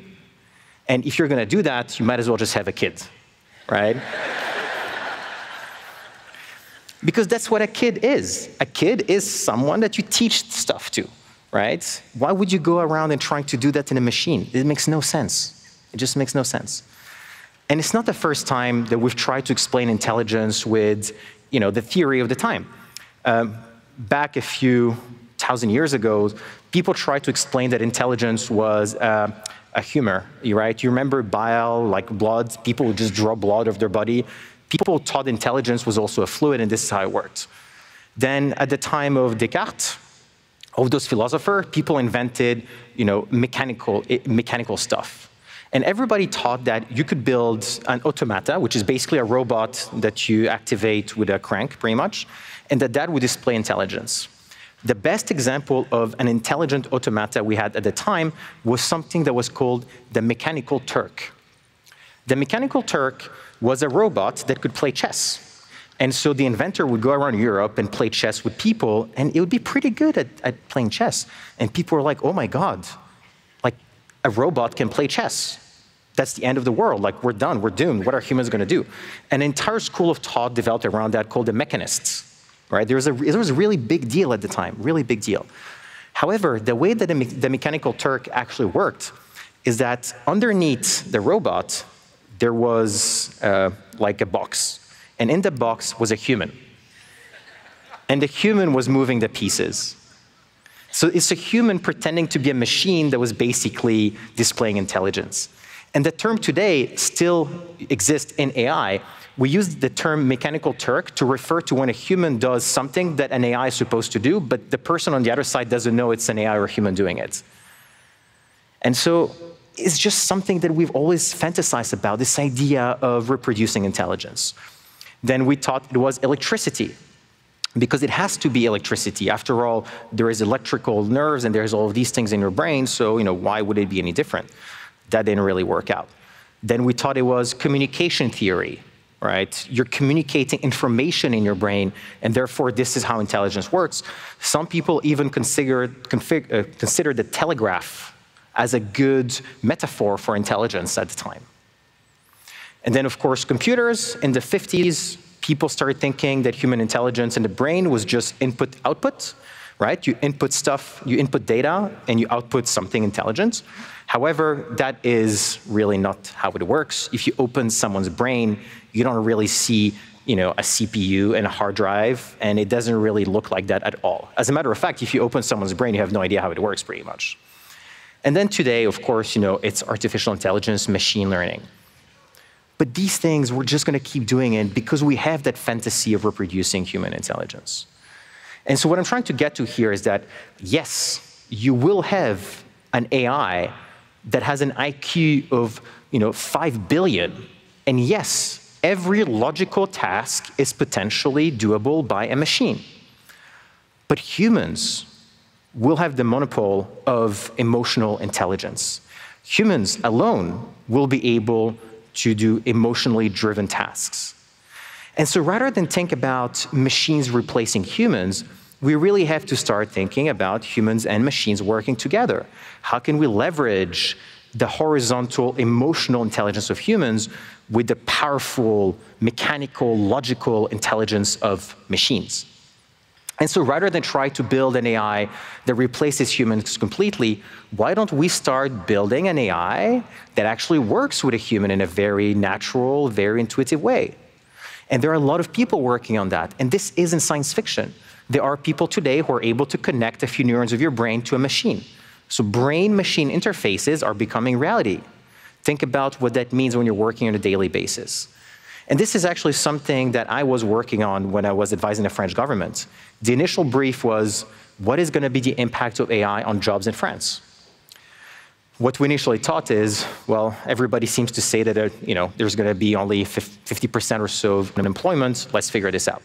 What we found is that using a very simple framework, where you take a job, you break it into specific tasks, and for each of those tasks, you determine, is it more of a logical task or is it more of an emotional task? Is it IQ or EQ that's involved? If it's mostly an EQ-driven job, that's completely safe. If it's mostly an IQ-driven job, then that's not very good. 10% of jobs in France are considered to be IQ jobs, like as in purely automatable by machines. So we're not talking 50% unemployment, we're talking 10%. Still a lot, it's 1 million people in France, that's huge. And frankly, 1 million people is a lot of issue to fix, but it's not what we've heard before. 40% are mostly EQ jobs in France, so meaning they're not really going to change anyway. However, 50% are really sort of this in-between middle ground where humans are still necessary, but machines can complement them very, very nicely, and together they can actually start doing things that are much more interesting. And so our recommendation was stop focusing and worrying about mass unemployment and rather start worrying about how to transition that 50% of the workforce into a world where machines and humans need to work together. And that fundamentally means that you need to continuously let them learn new skills as things are evolving. And so the recommendation we made was focus on getting companies to have their teams learn continuously as technology is adapting to their workplace. That is the key. The key to artificial intelligence and humans in the future is continuous adaptive learning. That's it. That's how you actually solve it. So the reason why I'm talking about all of this is because when people talk about AI, and many people talk about AI without actually building it, by the way, this is what a picture they paint of the future. A very dystopian, very scary, very oppressive future where we're pretty much like in the Matrix, we're robots ourselves, and we don't really have any free will or anything to do anymore, right? It's either this or people don't work anymore, basically. I don't think this is going to happen.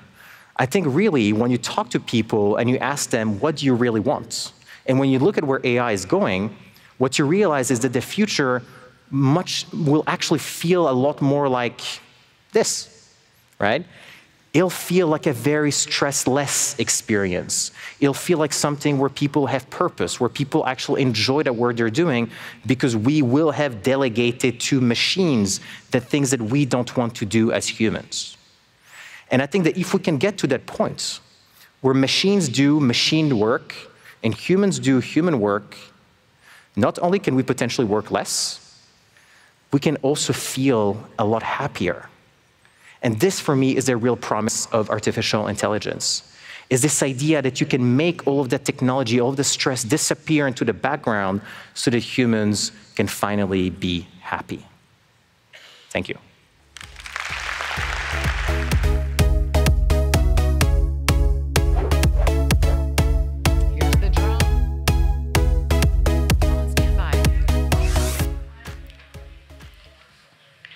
Hi, everybody. Welcome back to the All Access Studio. I'm your host, Marty Finn. Joining me now, I'm very happy to be sitting next to Tamar Elkelis, for the Chief Talent Executive from Atlantic Bridge. Tamar, welcome to the studio. Thank you so much. Thank you so much for joining us. Happy to be here. Happy to have you.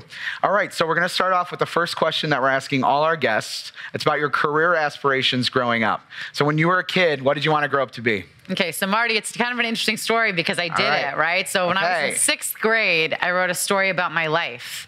And they asked you to write your life and what you were going to be. And I wrote, I wanted to be a psychiatrist because I wanted to help people. And I ended up getting my PhD in psychology. And what I do today is I manage learning and help talent in organizations. And in reality, that's exactly what I said in 6th grade. So I'm the anomaly, right? Okay. Yeah, you totally trumped my I wanted to be a dolphin trainer. And like never quite made it happen. I still want to help people. That's my whole goal. Is right now I'm into development, right? And that was essentially what you're doing as a therapist. I mean, I don't sit with people on the couch, although you have me here on this one, so we could if you got an hour, I got the time. We could go through that. But what I'm doing all day long is I'm helping develop talent, right? Yeah, and helping people learn and grow within their careers, and that brings me tremendous joy every day. Amazing. Do you still have the story you wrote? I do. It's called My Life, and I could actually, and I wrote it in like a rainbow marker. Because, you know, at that time, rainbow was really big. I'm familiar with a rainbow marker. I had the rainbow marker, and I still have the book with photos and everything. Amazing. Yeah. Wow, that's awesome. Not many people can actually say that. Absolutely not. What they said in 6th grade is essentially what it is they ended up doing with their careers. Wow, that's awesome. Yeah. Thank you. All right, so you talk a lot about agile learning culture. Mm-hmm. What are ways that companies can build one?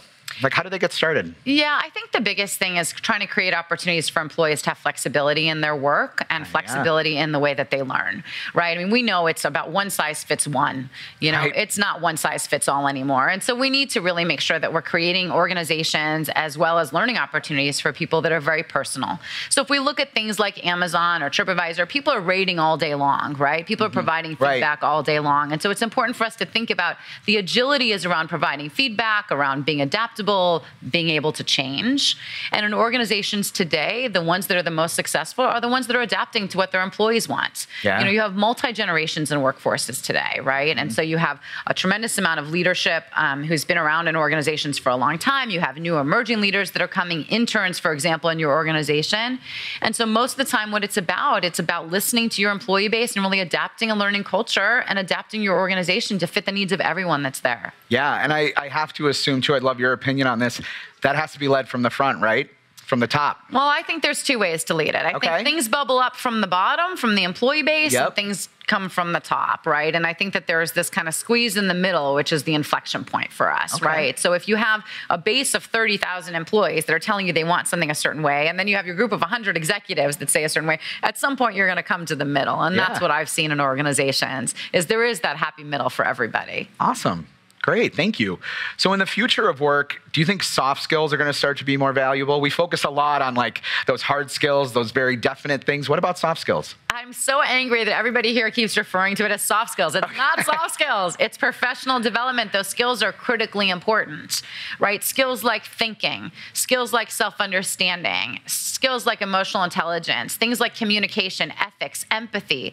All of those skills are critically important in our organizations. They're not soft in any way. Those are the key differentiators for the future. Yeah. So to me, it's professional development. It's not soft skills. All right. And in reality, as you know, leaders make a big difference. And Yes. a lot of leaders have to show levels of humility and also levels of empathy, good communication, great manager quality. And that's what differentiates organizations. So I look at that and I say it's really those skills that are almost more important than those what you're calling hard skills. All right, soft skills officially stricken from my Gone. Professional vocabulary. development. The death of soft skills.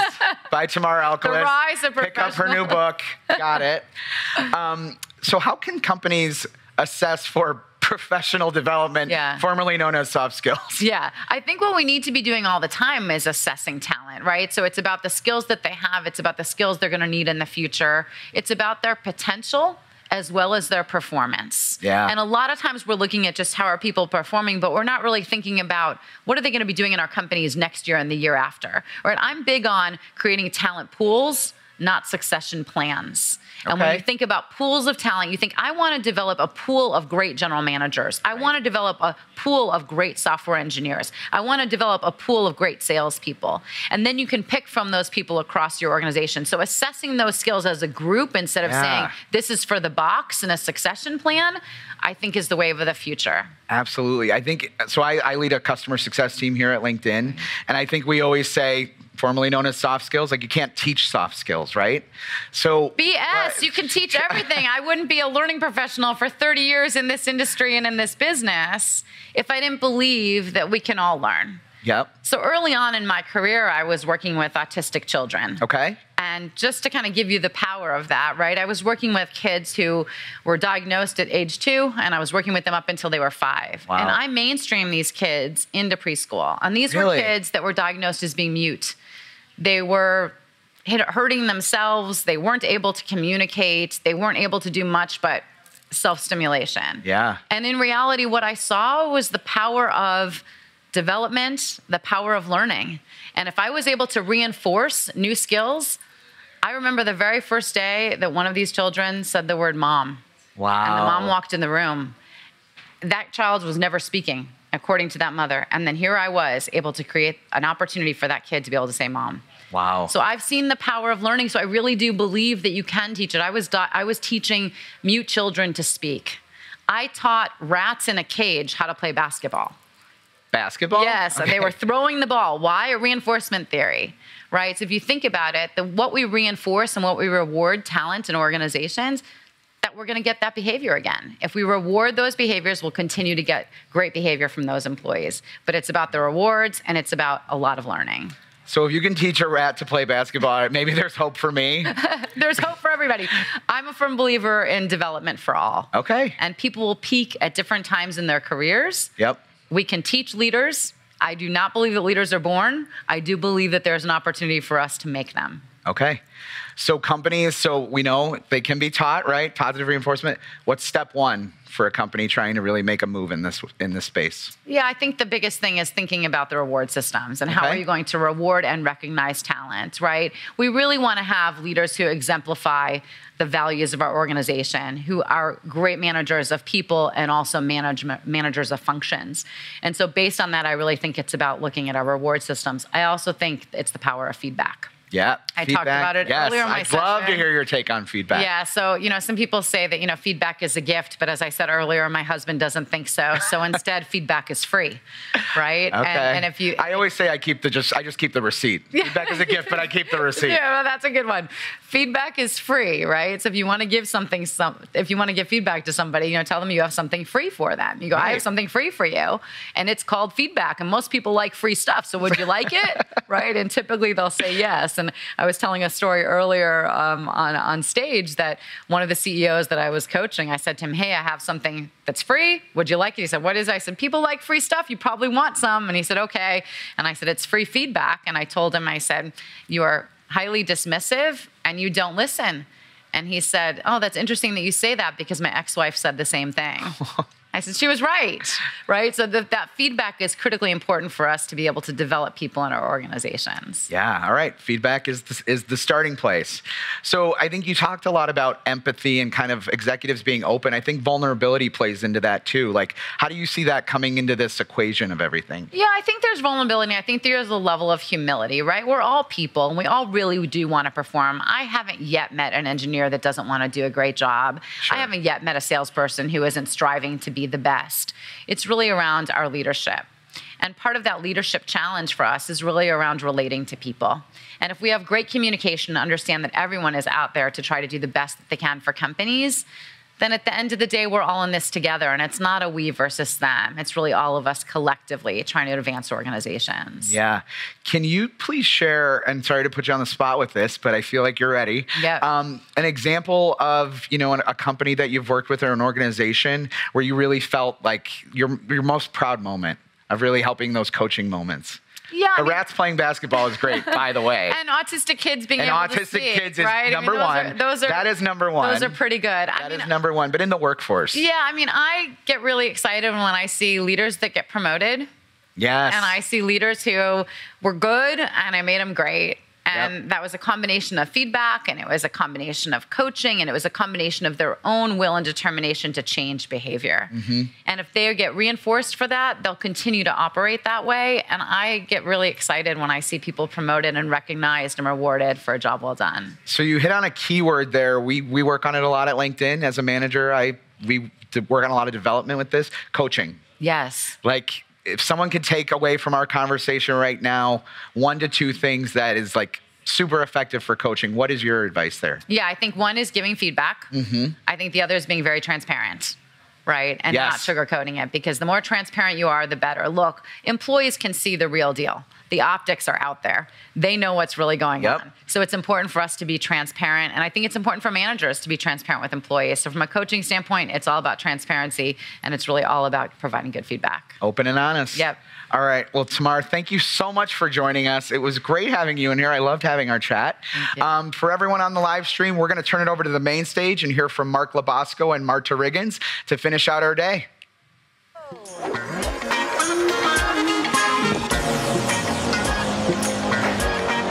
Hey, everybody. We are almost there. Mark, how are you feeling? Amazing. Amazing? Tired? Mostly inspired, though. Tired and inspired. Anybody else feeling that way? All right. How are you feeling?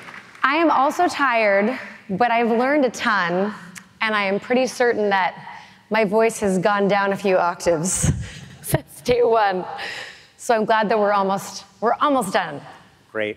A couple days ago, when we first got together, I said I'd come back and ask you a question.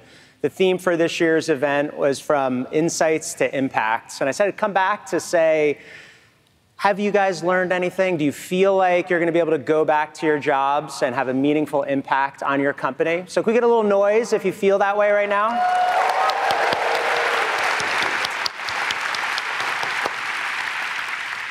Well, we're glad that you have that takeaway.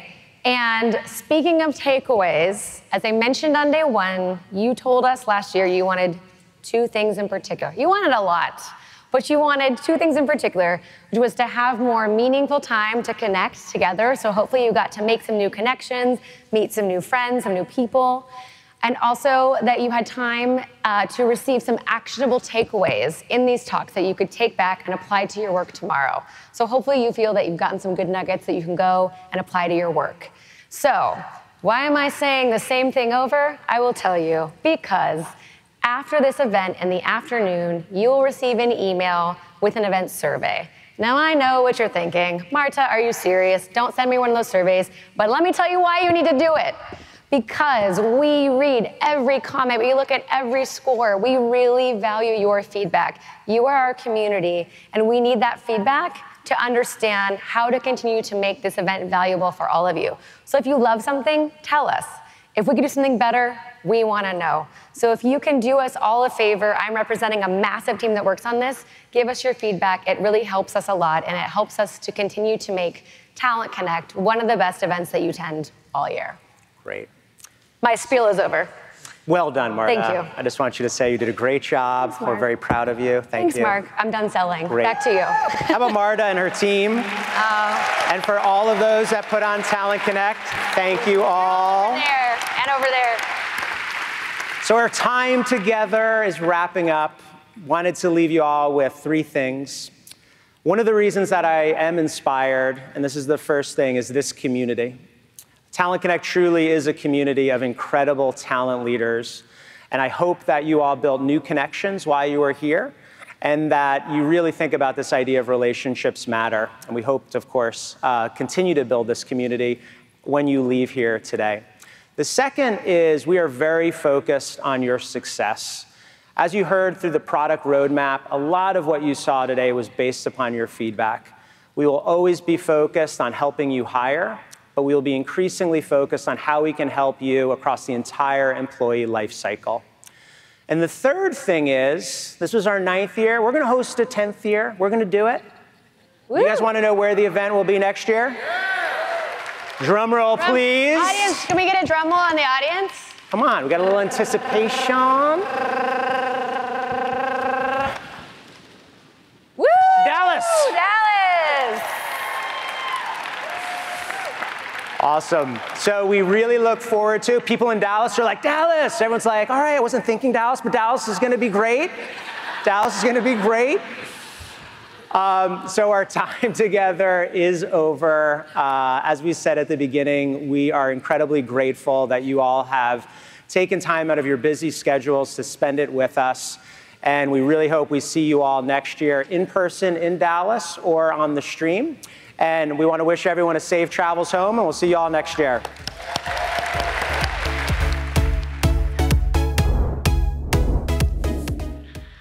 You guys, day 3 is coming to a close. It's over. What an amazing lineup of speakers. We started off with Jennifer Carpenter from Delta. We saw LinkedIn Talent Insights demo. So cool. Tamar Elkelis was here. Dr. Rand Hindi. I mean, we're going out with a bang. We really are. We knew we had a high bar set, and I think we absolutely exceeded it, jumped over it, crushed it, annihilated it. And we're going to be in Dallas next year, too. I just heard. Which is fantastic. All right. It's not Chicago in February, so we are winning. So I know I have tons of favorites, but I'd love to hear from you guys. What was your favorite part, Janesh? I personally loved Dr. Rand Hindi's presentation. When you talk about AI, adding that human element to it, that missing piece, and hearing from someone who knows that field so well and has such good thought leadership in it was very, very cool. Yeah, agreed. He was amazing to talk to as well. What about you? I'm going to go LinkedIn Talent Insights. I work in the industry. I work in the field. I know the impact that this is going to have for our customers. Giving them that kind of access at their fingertips can impact change for them, but change for just the workforce in general. I mean, it's huge. It's a game changer. So I just loved it. Super exciting. I love Talent Insights. Loved Rand Hindi. Also loved the fact that on the stream we hit over 1 million viewers. Yes. Thanks to the folks at home. Thanks to the folks in the offices. Thanks, everyone, for participating in our live stream. I mean, that was amazing. Absolutely. Also, another great part was getting to work with you guys. So it's been a pleasure. And it's really been an honor to be here with both of you. It's been so much fun. And I know that everyone at home is waiting also to find out who won our live contest. Let's do it. So drum rolling. Let's take a look here. We had such amazing participation. So thank you to everyone who submitted your photos. We had Autumn Johnson, who's a senior recruiter in Kentucky, who has 2 screens up. So she's been checking us out over here and over there, which is pretty awesome. One's not enough. What's my better side? Did she say it? All sides. Okay, that's all I wanted. For sure. Wow. Sayoshi from New York, who's joining us for some midday food for thought. So we like that. Love it. Afternoon break. That's so cool. Look like the plant there and the mug. And then we've got a Amazing, right? And then we've got Jenny, who's a recruiter in Washington. We hope, Jenny, that you determine what your superpower is today, but you're pretty super to all of us. So. Not all superheroes wear capes. Indeed. So I'm told. Sometimes they wear really nifty pocket squares. Oh, thank you. Well, let me help you with Thanks, that one as Romaine. well. Really, Beautiful. really good stuff. Your check's in the mail. So this was the first time ever that we ran a viewing party contest for the live stream, and we really didn't know what to expect, to be honest. But you guys, once again, delivered for us. So we've got 3 finalists that I want to share with everyone. They're pretty amazing. So number 1 was Nicole with her feline assistant. Look at that cute cat. Who was Look at that. That is how cute is precious. that? Watching from Johannesburg, South Africa. Hello, Nicole and Kitty. I don't see the kitty's name there, but adorable tuxedo cat. We also had finalist number 2 was Leonardo, who was up late in Milan watching us. That's fantastic. I like that he's proving it with his watch so that we know how ladies up. That's fantastic. Not pictured as a spritz. Not pictured as a spritz, for sure. And finally, we have Courtney, who's been tuning in with her entire team from Nutrabolt all week long. Nutrabolt and Courtney, that's amazing. That is so cool. That's awesome. Thanks so much for participating. Okay, are you guys ready? Let's Drum do it. roll, Do it. please. Do it. All right, we're gonna give it. The winner of 2 tickets plus accommodations to Talent Connect 2019, Courtney at Nutrabolt. She is a senior marketing and communications specialist there. Courtney, congratulations. We cannot wait to see you next year at Talent Connect in Dallas. That's awesome. It's going to be amazing. Yes. Amazing. Look forward to seeing you next year, Courtney. It has been a great week. Thank you so much for tuning in with your entire team.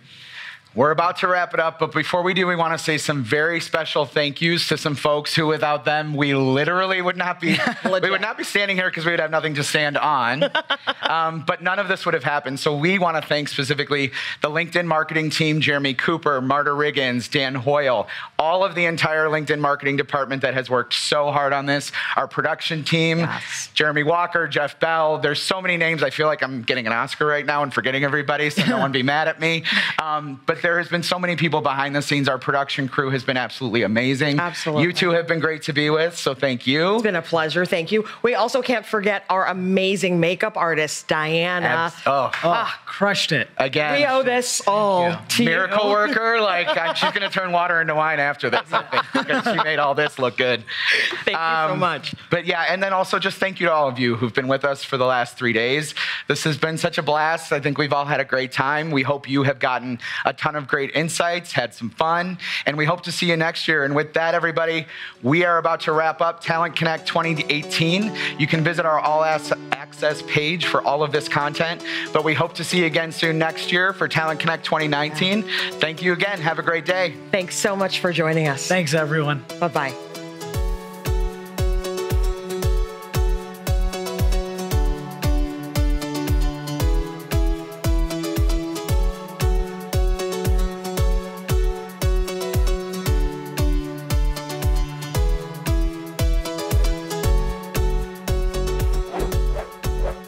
Welcome to Talent Connect 2018, the largest event for talent acquisition professionals in the entire world. This one's going to be the best. This is a talent event, and they just raised the bar super high. Are you guys ready? Should we kick it off?